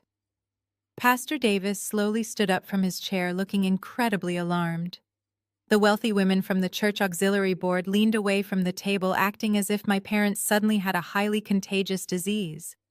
They clutched their designer purses tightly to their chests, their eyes wide with morbid curiosity. The lead police officer stepped forward, resting his hand casually on his thick leather duty belt. He looked down at the credit cards the manager had placed on the table and then looked directly at Spencer. Are you the individual attempting to authorize a payment of $8,500 using these accounts? The officer asked, his voice deep and authoritative. Spencer swallowed hard, his Adam apple bobbing visibly above his tight silk tie. He tried to force a confident venture capitalist smile, but his lips were trembling uncontrollably. There has been a massive misunderstanding, officer. Spencer stammered, his voice cracking terribly. My banking institution simply made an administrative error and we are currently sorting it out right now. We are excellent customers and there is absolutely no need for law enforcement. The police officer did not smile or back down. He pulled a small notepad from his breast pocket and flipped it open. This is not a simple administrative error, sir, the officer stated loudly for the entire room to hear. The financial institution did not just decline the transaction tonight. They issued a priority security alert across their entire network. These specific credit cards have been officially flagged by the federal banking authorities. The accounts are currently under active investigation for association with stolen funds and fraudulent wire transfers. We have been instructed to confiscate these cards immediately and file a police report regarding the attempted use of frozen assets. A collective gasp rippled through the private dining room. One of the church ladies actually dropped her expensive crystal wine glass onto the floor, shattering it into a dozen jagged pieces. The dark red wine spilled across the white tablecloth, looking exactly like fresh blood. Dominique let out a high-pitched shriek, covering her mouth with her manicured hands. She looked at Spencer as if he had just turned into a monster right in front of her eyes. My father, Desmond, slumped down in his chair, burying his face in his hands, entirely defeated. He knew the federal government was finally closing in on the massive tax fraud Spencer had committed using his name. He knew his life of luxury was completely over. But my mother, Yvonne, did not surrender quietly. The sheer humiliation of being investigated for stolen funds in front of her elite social circle completely broke her mind. The perfectly manicured, polite socialite facade she had worn for decades violently shattered into a million pieces. She stood up so fast her heavy velvet chair tipped backward and crashed onto the floor with a loud bang. Her face turned an angry, bright red, and the veins in her neck bulged out as she pointed a shaking finger directly at me. "This is her fault!" My mother screamed, her voice echoing wildly off the vaulted ceilings. "She did this to us. She hacked into my banking accounts and froze my money because she is a jealous, bitter little girl." She stomped around the edge of the mahogany table, completely ignoring the 2 armed police officers standing just a few feet away. She pointed her finger right in my face, her expensive perfume suddenly smelling sour and metallic beneath the heavy sweat of her panic. "You ruined my perfect evening, Talia," she shrieked, spitting the words at me with pure venom. "You could not stand to see your sister happy and wealthy, so you planned this entire sick sabotage to humiliate us in public. You are a disgusting, ungrateful child, and I want you out of my sight right now." She spun around to face the general manager, her eyes wide and completely unhinged. "Throw her out of this restaurant right this second," my mother demanded frantically, gesturing toward me and my aluminum crutches. "She is a criminal. Arrest her, officer. She is the one stealing from this family. She is trying to ruin my flawless reputation because she is a complete failure in her own life." I did not move a single inch. I sat perfectly still in my plush chair, resting my hands calmly on my lap, watching her have a complete mental breakdown in front of her pastor and her wealthy friends. I let her scream and spit and dig her own social grave. Every single toxic word she yelled only proved how incredibly vain and abusive she truly was. Pastor Davis looked at my mother with absolute disgust, shaking his head slowly. The elite socialites were already pulling their expensive cashmere coats over their shoulders, desperate to escape the embarrassing scene. They were watching a supposedly elegant woman turn into a rabid animal over a declined credit card. The high society prestige she valued more than her own daughter was burning to the ground. Spencer tried to grab my mother's arm to quiet her down, realizing that screaming at me in front of the police was only making them look more guilty. But my mother violently shoved him away, completely lost in her hysterical rage. She took a step toward me, raising her hand as if she was actually going to strike me right there in the dining room. "You are going to pay for this, Talia," she hissed, her face twisted into an ugly mask of pure hatred. "I am going to make sure you have absolutely nothing left to your name." She never got the chance to finish her terrible threat. The heavy silence that followed her screaming was suddenly broken by a sound that completely stopped the blood in her veins. It was the distinct metallic click of the brakes being locked on a medical wheelchair. Next to me, Grandpa Elijah placed his strong, weathered hands firmly on the leather armrests of his chair. He did not look like a frail dementia patient anymore. He looked exactly like the ruthless real estate tycoon who had built a massive financial empire from the dirt. He took a deep, steady breath and slowly pushed himself forward.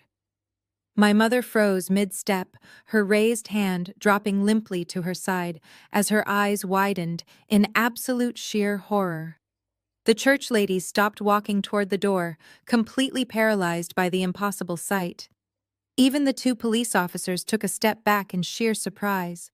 With slow, deliberate strength, Grandpa Elijah pushed himself entirely out of the wheelchair, planting his feet firmly on the hardwood floor, and stood up perfectly straight, towering over the silent dining room. Grandpa Elijah took a slow, deliberate step away from the wheelchair. My mother stumbled backward, knocking over a crystal water pitcher that shattered onto the floor. The sound was deafening, but nobody even blinked. They were all completely mesmerized by the impossible sight of my grandfather standing tall and proud. He did not look weak or confused. The blank stare of dementia he had carefully practiced for 2 entire years was completely gone. His dark eyes were razor-sharp, analyzing every single terrified face at the long mahogany table. He walked slowly but steadily past my father, who was shrinking violently into the floral wallpaper. The absolute silence in the room was heavier than solid concrete. Everyone watched as the supposedly dying patriarch reclaimed his physical and mental dominance without saying a single word. "You thought you had me completely figured out, Yvonne," my grandfather said, his voice booming with absolute terrifying authority. "You thought the old man was finally brain dead and you could just swoop in like a vulture to pick my bones clean. You locked me away in that miserable facility and did not even bother to bring me a decent cup of coffee or a fresh change of clothes. You just wanted my signature on those medical power of attorney papers so you could finally play Queen of the Castle." My mother was shaking her head frantically, tears of pure panic streaming down her ruined, expensive makeup. "Daddy, please," she begged, her voice trembling violently. "You are sick. You are confused. You need to sit down in your chair before you hurt yourself. You do not know what you are saying right now. I am not confused at all, my grandfather snapped, cutting her off completely. I have never been more lucid in my entire life. I sat in that wretched chair for 2 long years, watching exactly how you and your weak husband treat people when you think nobody is holding you accountable. I watched you spoil your eldest daughter into a completely useless vain parasite. I watched you embrace a white criminal son-in-law just because he wore a nice tailored suit and talked about fake tech startups. And worst of all, I watched you abandon my youngest granddaughter in a hospital bed, stealing her inheritance to pay for a luxury vacation you did not even deserve. You sold your own flesh and blood for a trip to Italy. Pastor Davis took a sharp, shocked breath, stepping completely away from my parents, as if they were cursed. The wealthy women from the church auxiliary board were whispering furiously to each other, their eyes wide with absolute horror. My father Desmond finally found a tiny shred of his pathetic voice. Elijah, we were just managing the estate for you, he stammered, wiping heavy sweat from his forehead with a trembling hand. We were protecting the family assets just like you always wanted us to do. Grandpa Elijah let out a harsh, bitter laugh that echoed loudly off the vaulted ceilings of the private dining room. Protecting my assets, he repeated, mocking my father's pathetic, weak tone. You are an absolute fool, Desmond.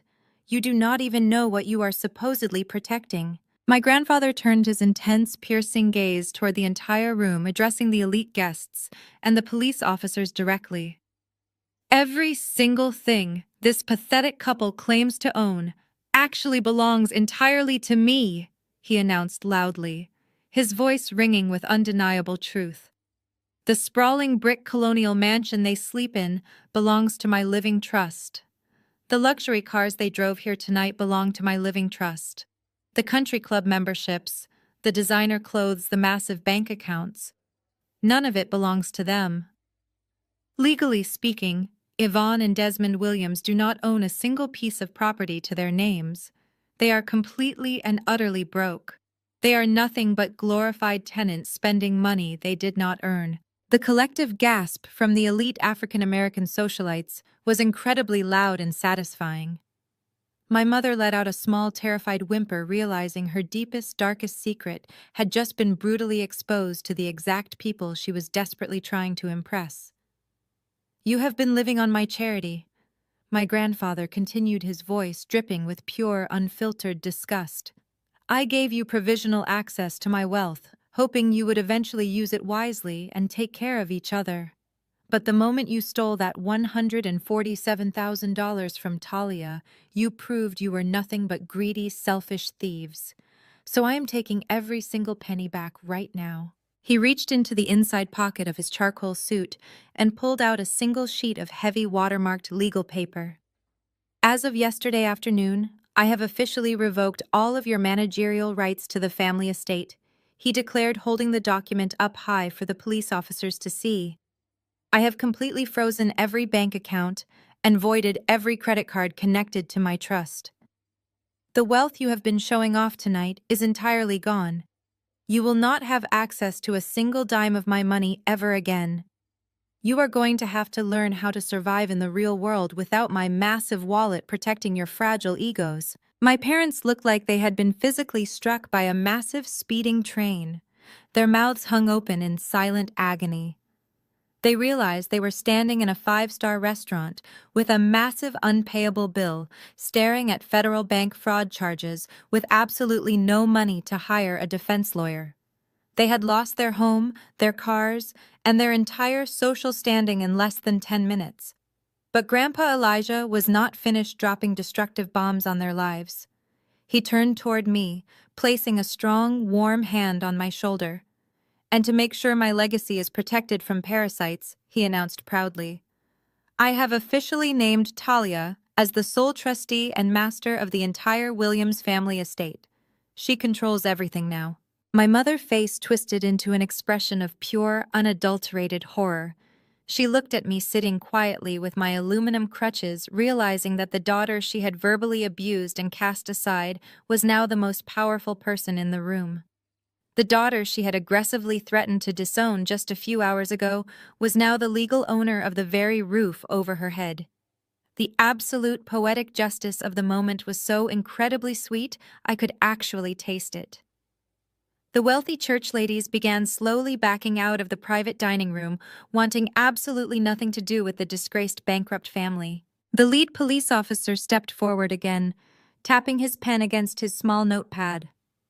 "Well, sir, since these credit cards belong to a frozen trust account," the officer said, looking directly at Spencer, "we are going to need you to come down to the station to answer some very serious questions about attempted financial fraud." Spencer went completely pale, his entire fake venture capitalist persona crumbling into pathetic dust. He took a step backward, bumping hard into the mahogany table.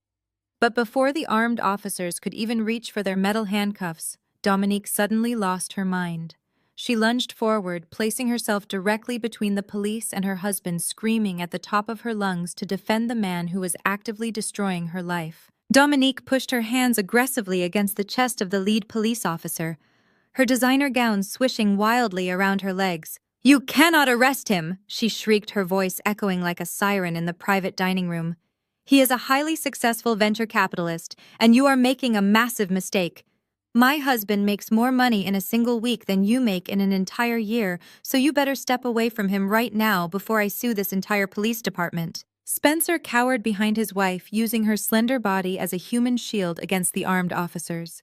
He was sweating profusely, looking around the room for any possible exit, but the heavy oak doors were completely blocked by the restaurant manager and the remaining waitstaff. The officers remained perfectly calm, simply asking Dominique to step aside before they were forced to charge her with obstruction of justice. I reached into my small leather bag and pulled out the thick stack of federal documents Julian had prepared for me. I tossed the heavy folder onto the mahogany table with a loud, sharp slap that instantly silenced my screaming sister. "Nobody is suing anyone, Dominique," I said, my voice cold and completely steady. "Your perfect husband is not going to Italy tomorrow, and he is definitely not a venture capitalist." Dominique turned her furious glare toward me, her chest heaving as she prepared to launch another verbal attack. But I did not give her the chance to speak. I opened the folder and pushed the first set of financial records across the smooth wood right toward her. "I want you to look very closely at those bank statements," I instructed loudly. "That is the $147,000 my parents stole from my trust fund today." But Spencer did not use it to book a romantic cliffside villa in the Amalfi Coast. He used it to pay off angry church investors who were preparing to report his massive Ponzi scheme to the federal authorities. Pastor Davis let out a loud gasp, stepping closer to the table to look at the documents. His face turned an angry shade of purple as he recognized the names of his own church members listed on the settlement papers. "Spencer has been stealing from the congregation for years." I continued, staring directly into Spencer's terrified eyes. "He blew the initial $2 million Grandpa Elijah loaned him, and then he started running a fake investment scam to keep you dressed in expensive silk, Dominique." Dominique shook her head violently, refusing to look at the papers. "That is a lie," she cried out, her voice shaking. "We have first-class tickets to Europe tomorrow morning." He showed me the itinerary on his phone. I pulled out the single printed airline confirmation from the folder and slid it across the table. "He did show you an itinerary, but he left out a very important detail," I replied ruthlessly. "There are no first-class tickets for two people.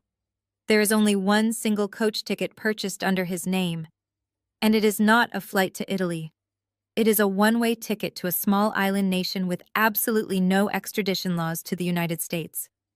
He was going to attend this lavish farewell dinner tonight, smile for the cameras, and then completely abandon you tomorrow morning. He was planning to leave you waking up alone in an empty mansion while he ran away with my inheritance." Dominique stared at the single flight confirmation, her hands trembling violently. She turned slowly to look at Spencer, her eyes begging him to deny it. But Spencer could not even look at her. He stared down at his expensive leather shoes, completely defeated. His silence was the loudest confession in the entire room. Dominique let out a gut-wrenching sob, dropping to her knees, right there on the restaurant floor. Her expensive evening gown pooled around her as she realized her entire marriage was an elaborate, devastating scam. But the absolute worst part was not the fake trip or the stolen trust fund money. I turned my attention to my parents, who were still standing frozen in shock. I pulled out the final stack of papers, featuring the intimidating seal of the Internal Revenue Service. I held up the federal documents for everyone in the room to clearly see. Spencer did not just run a Ponzi scheme, I announced, my voice echoing with grim finality. He stopped paying his federal corporate taxes over 3 years ago. And when the federal government finally came to collect their massive debt, Spencer needed a quick way to protect himself, so he stole his own family identities. My father, Desmond, let out a strange, choking noise, taking a weak step forward. "What are you talking about?" he whispered, his face completely devoid of any color.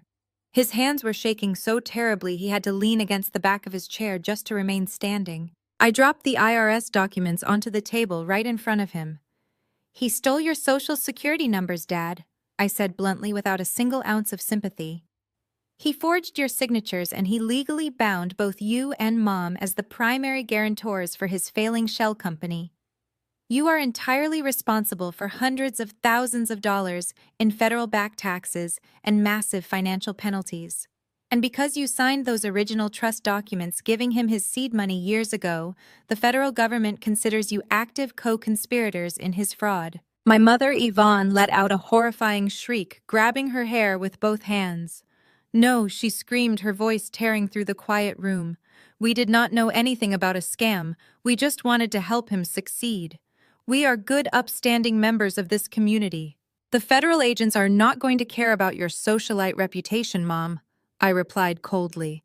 "When they raid his fake office tomorrow, they are coming directly for you.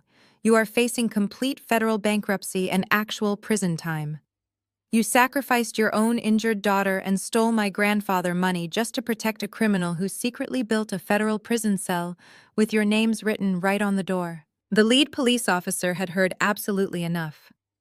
He stepped around the sobbing Dominique and grabbed Spencer roughly by his expensive tailored shoulder. Spencer did not even try to fight back. He went completely limp as the officer spun him around and slammed his hands behind his back. The sharp metallic clicking of the heavy steel handcuffs echoed loudly over the sound of my mother hyperventilating. Spencer was officially under arrest for attempted wire fraud and aggravated identity theft. The officers began dragging the disgraced venture capitalist out of the private dining room. The wealthy church ladies were actively recording the entire humiliating scene on their cell phones, eager to share the massive scandal with the rest of the affluent neighborhood. My parents stood entirely frozen beside the mahogany table, staring at the federal tax documents with blank, dead eyes. The terrifying realization finally crashed down on them with the heavy, destructive force of a falling building. The perfect white son-in-law they had worshipped and protected above their own flesh and blood had just completely destroyed their entire lives. The heavy wooden doors of the private dining room swung shut behind the police officers, leaving a devastating silence in their wake. Spencer was gone, and with him went the entire fake foundation of the Williams family empire. Dominique was still collapsed on the floor, sobbing uncontrollably into her ruined designer dress. She looked like a broken porcelain doll, completely discarded by the man she had worshipped. But my attention was entirely focused on my father, Desmond. He had spent my entire life standing quietly in the background, letting my mother tear me down, letting Spencer steal from us, and refusing to ever be a real parent to me. Now the consequences of his endless cowardice were finally crashing down directly onto his shoulders. My father's legs suddenly gave out completely. He collapsed onto his knees right there on the expensive dining room carpet. The loud thud of his knees hitting the floor made my mother jump in terror. Desmond looked up at me, and his face was completely unrecognizable. The proud, wealthy patriarch was entirely gone, replaced by a pathetic, broken old man. Heavy tears streamed down his wrinkled face, soaking into his expensive silk shirt collar. He clasped his hands together in front of his chest, looking up at me from the floor like a beggar pleading for his life. "Talia, please," he sobbed. his voice cracking terribly in the quiet room. "Please, you have to help us. You are the trustee now. You have access to all of Grandpa Elijah money. You can hire the best defense lawyers in the city. You can pay off the federal government and make this entire nightmare go away. We are your family, Talia. We are your own flesh and blood. You cannot just let us go to federal prison.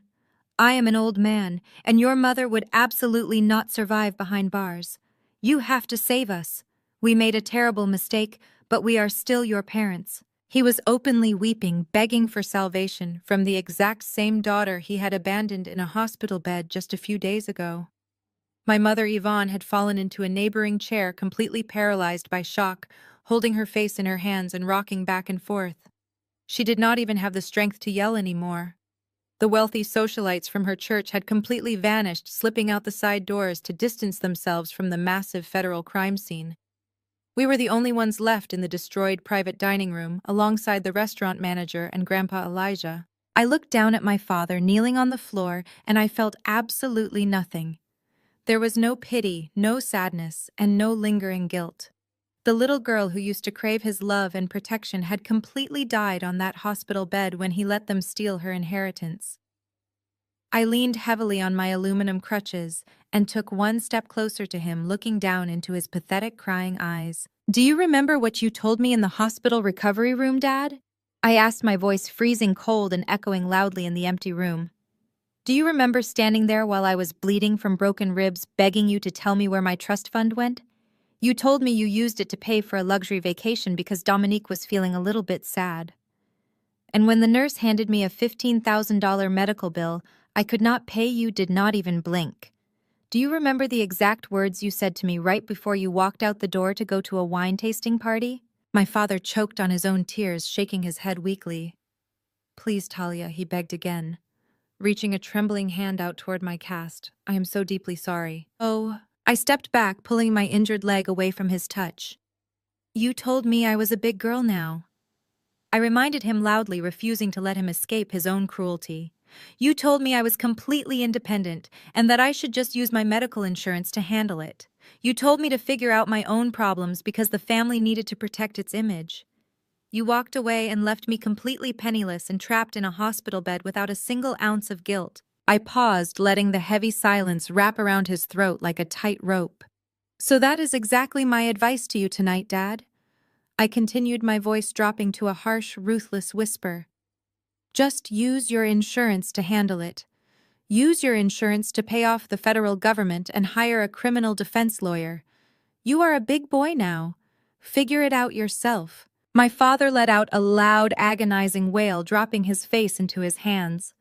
But Grandpa Elijah was not quite finished twisting the knife. He stood tall beside me, looking down at his pathetic son-in-law with pure disgust. "Oh, wait." Grandpa Elijah interrupted, his deep voice slicing through my father's sobs. "Talia is absolutely right, Desmond. You should definitely use your insurance policies to save yourself. Oh, wait. There is just one tiny little problem with that brilliant plan. Your massive life insurance policies and your personal retirement accounts were just seized by the bank this morning. Because Spencer used your social security numbers to guarantee those fraudulent loans, the federal investigators have completely frozen your remaining personal assets. You do not even have enough money left to buy a bus ticket home." The absolute finality of Grandpa Elijah's words completely shattered whatever tiny sliver of hope my parents had left. My father collapsed entirely onto the floor, curling into a fetal position and weeping loudly. My mother let out a long, hollow moan that sounded like a dying animal. The restaurant manager finally stepped forward, clearing his throat loudly. He looked incredibly uncomfortable, but his tone was completely professional and firm. "I am going to have to ask you all to leave my restaurant immediately," the manager instructed, gesturing toward the heavy oak doors. "You have caused a massive disturbance, and we need to close this private dining room. If you do not leave right now, I will have the police escort you off the premises." Grandpa Elijah adjusted his tailored suit jacket and nodded respectfully to the manager. "We are leaving right now," Sir Grandpa said calmly. "I apologize for the terrible mess my former family has caused." Grandpa turned and walked slowly but confidently toward the exit, leaving his empty wheelchair behind. I adjusted my crutches and followed him, not looking back at the crying, pathetic people on the floor. The restaurant security guards had to physically lift Dominique and my parents off the carpet, dragging them toward the main exit of the luxurious building. We walked out through the grand lobby of the five-star restaurant, the night air feeling incredibly crisp and refreshing against my face. But the nightmare was not quite over for the Williams family. As the security guards pushed my sobbing parents and my sister out through the heavy glass revolving doors, a blinding flash of bright white light suddenly exploded in the darkness. We stepped onto the sidewalk and realized the street was completely chaotic. Julian had tipped off the local media about the massive federal arrest of a prominent venture capitalist. 3 separate local news vans were parked illegally along the curb. Half a dozen reporters and camera crews were swarming the entrance, holding bright spotlights and heavy microphones directly in my parents' terrified faces. The blinding camera flashes from the local news crews marked the absolute end of the Williams family pristine public image. I watched from the tinted window of the private town car Julian had hired as my mother desperately tried to cover her face with her expensive designer handbag. My father just stood there completely frozen in the harsh glare of the television spotlights, while reporters shouted aggressive questions about federal tax fraud and stolen investments. It was the exact public humiliation my mother had spent her entire life trying to avoid. Julian drove Grandpa Elijah and me back to the safe house, leaving my parents and my sister to navigate the chaotic media circus entirely alone. 3 weeks passed since that explosive night at the restaurant. I officially took over the massive responsibility of managing the Revocable Living Trust. Julian helped me set up a beautiful private office in a high-rise building downtown so I could handle the estate properly. I spent my days organizing the complex financial portfolios and finalizing the capital I needed to open my community pharmacy. I was actively reviewing commercial leases for a beautiful storefront property in a neighborhood that desperately needed an independent pharmacy. My fractured ribs were finally starting to heal, and I had upgraded from using aluminum crutches to a single walking cane. My life was moving forward beautifully, but the toxic remnants of my family were entirely stuck in the dark nightmare they had created for themselves. It was a quiet Tuesday afternoon when the heavy glass doors of my new office suddenly burst open. My receptionist stood up in alarm, trying to stop the frantic woman pushing her way into the quiet reception area. I looked up from my laptop screen and almost did not recognize my own sister. Dominique looked absolutely dreadful. The pristine golden child who demanded absolute perfection was completely gone. Her expensive blonde highlights were growing out, showing dark, messy roots. She was wearing a pair of faded sweatpants and an oversized hoodie that looked like she had slept in it for a week. Her eyes were swollen and terribly bloodshot, and she had completely chewed her manicured fingernails down to the raw skin. Talia. "Please, you have to talk to me," Dominique pleaded, pushing past the receptionist and stumbling directly into my private office. She collapsed into one of the leather guest chairs, breathing heavily. I raised my hand, signaling my receptionist that it was fine to leave us alone for a moment. The heavy glass door clicked shut, leaving me alone with my ruined sister. I leaned back in my ergonomic chair, resting my hands calmly on my mahogany desk. "What do you want, Dominique?" I asked, my voice perfectly flat and devoid of any sympathy. She leaned forward, gripping the edge of my desk with trembling hands. "I need a loan, Talia," she begged, her voice cracking with pure desperation. Spencer bail was denied because the judge considers him a massive flight risk. He is sitting in a federal holding cell right now, and the public defender they assigned him is an absolute joke. I need $500,000 to hire a top-tier criminal defense team for him. He is going to rot in federal prison if we do not fight these charges immediately. You control all the money now, Talia. You have millions of dollars sitting in those trust accounts doing absolutely nothing. You are my sister, and it is your duty to help your family in a time of crisis." I stared at her, completely fascinated by her pure, unbroken delusion. "You want me to give you $500,000 to defend the man who stole my inheritance?" I asked slowly, letting the absolute absurdity of her request fill the quiet room. You want me to drain the accounts Grandpa Elijah worked his entire life to build, just so your fake venture capitalist husband can hire a fancy lawyer.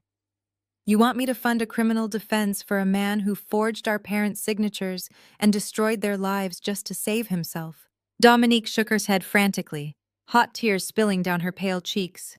It was a mistake, Talia, she cried out, defending him just like she always did.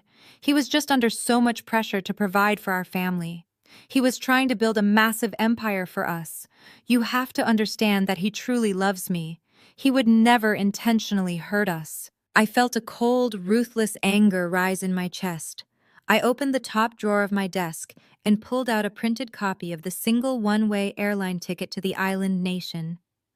I slid it across the smooth wood right to her trembling fingertips. He does not love you, Dominique, I stated brutally, cutting through her pathetic lies. He was leaving you. He packed his bags and bought a single ticket to escape the country while leaving you to face the federal agents entirely alone. He used you for your massive trust fund allowance, and when the money finally ran out, he was going to throw you away like garbage. Dominique squeezed her eyes shut, refusing to look at the paper. You are just jealous, she whispered, her voice shaking with weak venom. You have always been jealous of me because I was the beautiful one. I was the one Mom and Dad actually loved and paid attention to. You are just using this trust fund to punish me because you are deeply miserable inside. I let out a short, bitter laugh. Jealous of what exactly? I asked, leaning forward over the desk. Jealous that you are 32 years old and have never worked a single honest day in your entire life. Jealous that your entire identity was wrapped up in a fake venture capitalist who bought you designer clothes with stolen money. You are a 32-year-old parasite, Dominique. You have spent your entire life feeding off the hard work of Grandpa Elijah and the toxic validation of our mother. You stood in my hospital room complaining about a dress fitting while I was bleeding from broken bones. You cheered when our parents stole my future to fund your luxury vacation. And now you are sitting here begging me for money because you have absolutely nothing left. Dominique sobbed loudly, burying her face in her arms on my desk. You are cruel, she wept loudly, her tears staining the polished wood. You are a cold, heartless monster, and you are going to end up completely alone. I am just holding up a mirror, I replied coldly, pressing the intercom button on my telephone. Security, please come up to my office, I instructed calmly. I have an unauthorized visitor who needs to be escorted out of the building. Dominique shot up from her chair, her eyes wide with shock and fury. You cannot do this to your own sister, she screamed as two large security guards stepped into the office. I am family, Talia. You cannot just throw me out on the street like this. I picked up my pen and went back to reviewing my pharmacy business plan, completely ignoring her screaming. You threw me away a long time ago, Dominique, I said without looking up. Have a nice life. The security guards grabbed her firmly by the arms and dragged her out of my office. Her hysterical screams faded down the hallway until the heavy glass doors finally shut, silencing her forever. I took a deep breath, feeling a massive weight lift off my shoulders.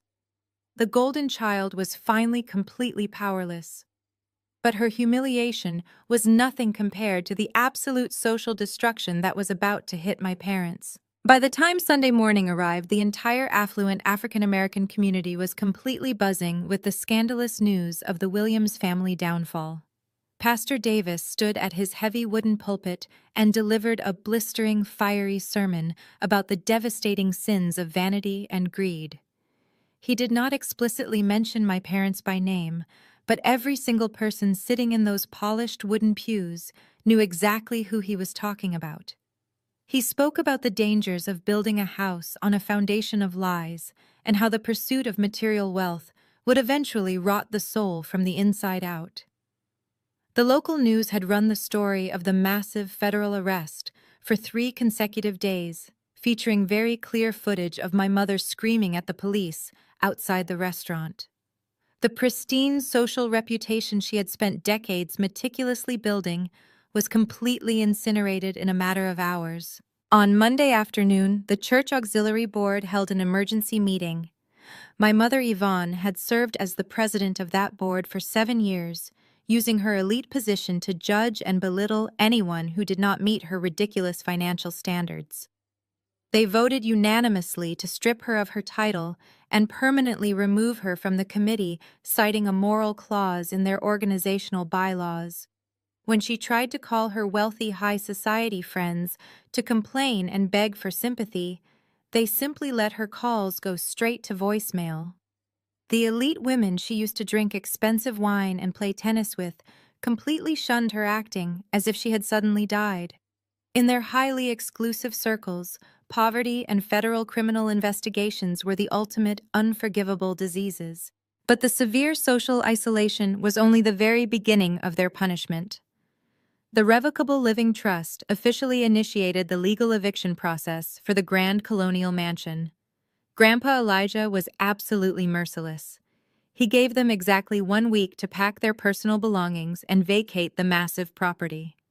I drove over to the neighborhood on the final day of their eviction, parking my car across the street just to watch the fake empire officially fall. The sprawling manicured lawn where my mother used to host lavish catered garden parties was now littered with cheap cardboard boxes and black plastic trash bags. Because Spencer had forged their names on the federal tax documents, the bank had completely seized all of their personal luxury assets. The shiny Mercedes and the heavy luxury sport utility vehicle were towed away earlier that week. They were not allowed to take any of the expensive antique furniture, the crystal chandeliers, or the massive flat-screen televisions, because those were all legally owned by the trust. They were only permitted to take their basic clothes, their toiletries, and whatever small personal items they could fit into the back of a rented moving truck. I watched through my windshield as my father Desmond struggled to carry a heavy box of old coats down the long brick driveway. He looked 10 years older, his shoulders hunched deeply and his face gray with pure exhaustion. My mother trailed silently behind him, clutching a single designer handbag she had managed to hide from the ruthless bank auditors. They looked like complete strangers, entirely stripped of the blinding arrogance that used to define their entire existence. They were forced to move into a cramped 2-bedroom apartment in a rundown complex on the complete opposite side of the city near the industrial district. It was a rough neighborhood my mother used to actively mock, locking her car doors whenever we drove past it in her luxury vehicles. The small apartment had stained carpets, peeling paint, and paper-thin walls. There was no heated swimming pool, no grand foyer, and absolutely no space for her massive ego. The claustrophobic, miserable reality of their new life immediately poisoned whatever small amount of loyalty they had left for each other. According to the private investigator Julian had hired to keep an eye on them, the cramped apartment quickly became a hostile war zone. Without their massive wealth to buffer their deeply flawed marriage, my parents completely turned on each other. My father screamed at my mother, blaming her endless social climbing and her blinding obsession with Spencer for ruining their lives. He yelled that if she had not pushed him to give Spencer that initial seed money to show off to the church, they would still be living in absolute luxury. My mother screamed right back at him, calling him a pathetic, weak coward. She blamed his sheer stupidity for signing the federal documents without reading them properly. She mocked him for failing to protect the family assets from Grandpa Elijah and for letting a weak, injured girl take over the entire trust. She screamed that he was never half the man Spencer was, even though Spencer was the exact person who put them in this miserable situation. They fought constantly, their bitter voices echoing through the thin walls of the cheap apartment complex for all their new neighbors to hear. They were drowning in massive federal debt, facing years of grueling legal battles, and they had absolutely no one left to blame but themselves.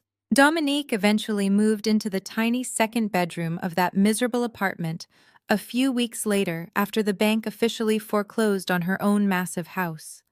The ruined golden child and her toxic parents were finally trapped together in a tiny space, completely isolated from the wealthy world they once ruled. They had absolutely no money, no friends, and no hope of ever regaining their stolen status.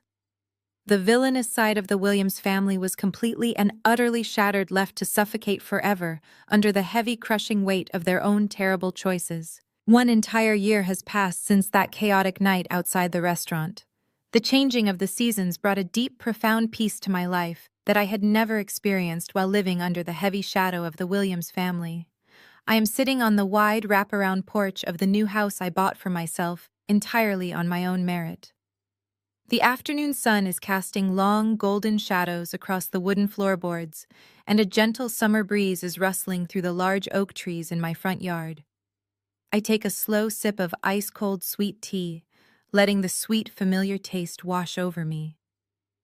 For the first time in my 29 years of life, my chest does not ache with anxiety, and my mind is perfectly quiet. Right next to me, sitting in a comfortable wicker rocking chair, is Grandpa Elijah. He looks healthier and happier than he has in a decade. He is wearing a simple plaid shirt and comfortable jeans, completely retired from the heavy burden of managing his massive estate. He spends his days reading history books, tending to the small vegetable garden out back, and giving me brilliant advice whenever I ask for it. The heavy fake dementia and the miserable nursing home are nothing but a distant memory. He reclaimed his life the exact same night I reclaimed mine, and we have built a beautiful, peaceful existence together, far away from the toxic vanity of the people we left behind. The $147,000 that my parents tried to steal was completely recovered and put to its rightful purpose. 6 months ago, I proudly cut the red ribbon on my very own independent community pharmacy. I chose a location in a neighborhood that desperately needed accessible healthcare and honest medical advice. Every single morning, I unlock the glass doors of my business, and I feel an overwhelming sense of pride. I am not building an empire based on fake venture capital or stolen Social Security numbers. I am building a legacy based on hard work, genuine care for my patients, and the solid foundation my grandfather provided for me. My pharmacy is thriving because it is built on absolute truth. I have not spoken a single word to my parents or my sister since the night they were evicted from the colonial mansion. Julian told me that Spencer accepted a plea deal and is currently serving a lengthy sentence in a federal penitentiary. Dominique is reportedly working a minimum wage retail job just to help our parents pay the rent on their cramped, miserable apartment. They are completely drowning in the massive federal debt Spencer left them, and they are entirely shunned by the affluent community they once ruled. They spend their days trapped in that tiny space, fighting bitterly with each other, blaming everyone but themselves for their spectacular downfall. I do not feel any guilt or sadness when I think about their miserable situation. I only feel a profound sense of relief that I am no longer part of their destructive cycle. Grandpa Elijah reaches over and gently clinks his glass of sweet tea against mine, breaking me out of my thoughts. He smiles at me, his dark eyes filled with absolute pride and genuine love. "You did good, Talia," he says, his deep voice warm and steady. "You built exactly what I always knew you could build." I smile back at him, feeling a sudden wave of emotion rise in my chest. "I did not do it alone, Grandpa," I reply softly. "I just finally learned how to protect what is actually mine." We sit together in comfortable silence, watching the fireflies slowly begin to light up the evening yard. It is a simple, quiet moment, but it is worth more than all the designer clothes and luxury vacations in the entire world. Looking back on everything that happened, I realized that the most difficult part of my journey was not the physical pain of my car accident or the massive task of taking over a multi-million-dollar trust. The hardest part was finally accepting the devastating truth that the people who were supposed to love and protect me were actually the ones destroying me. If you are a woman watching this right now, and you are currently suffocating under the heavy weight of a toxic family, I need you to listen to me very carefully. You cannot heal in the exact same environment that is actively making you sick. You cannot fix people who are deeply committed to misunderstanding you and exploiting your kindness. Society constantly tells us that blood is thicker than water and that we must always forgive our family members no matter how terribly they treat us. That is a dangerous lie designed to keep you trapped in a cycle of endless abuse. Sharing genetics with someone does not give them a permanent free pass to disrespect your boundaries, steal your peace, or drain your resources.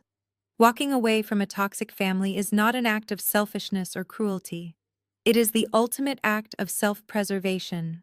You are absolutely allowed to choose your own mental health over their comfort. You are allowed to stop setting yourself on fire just to keep toxic people warm.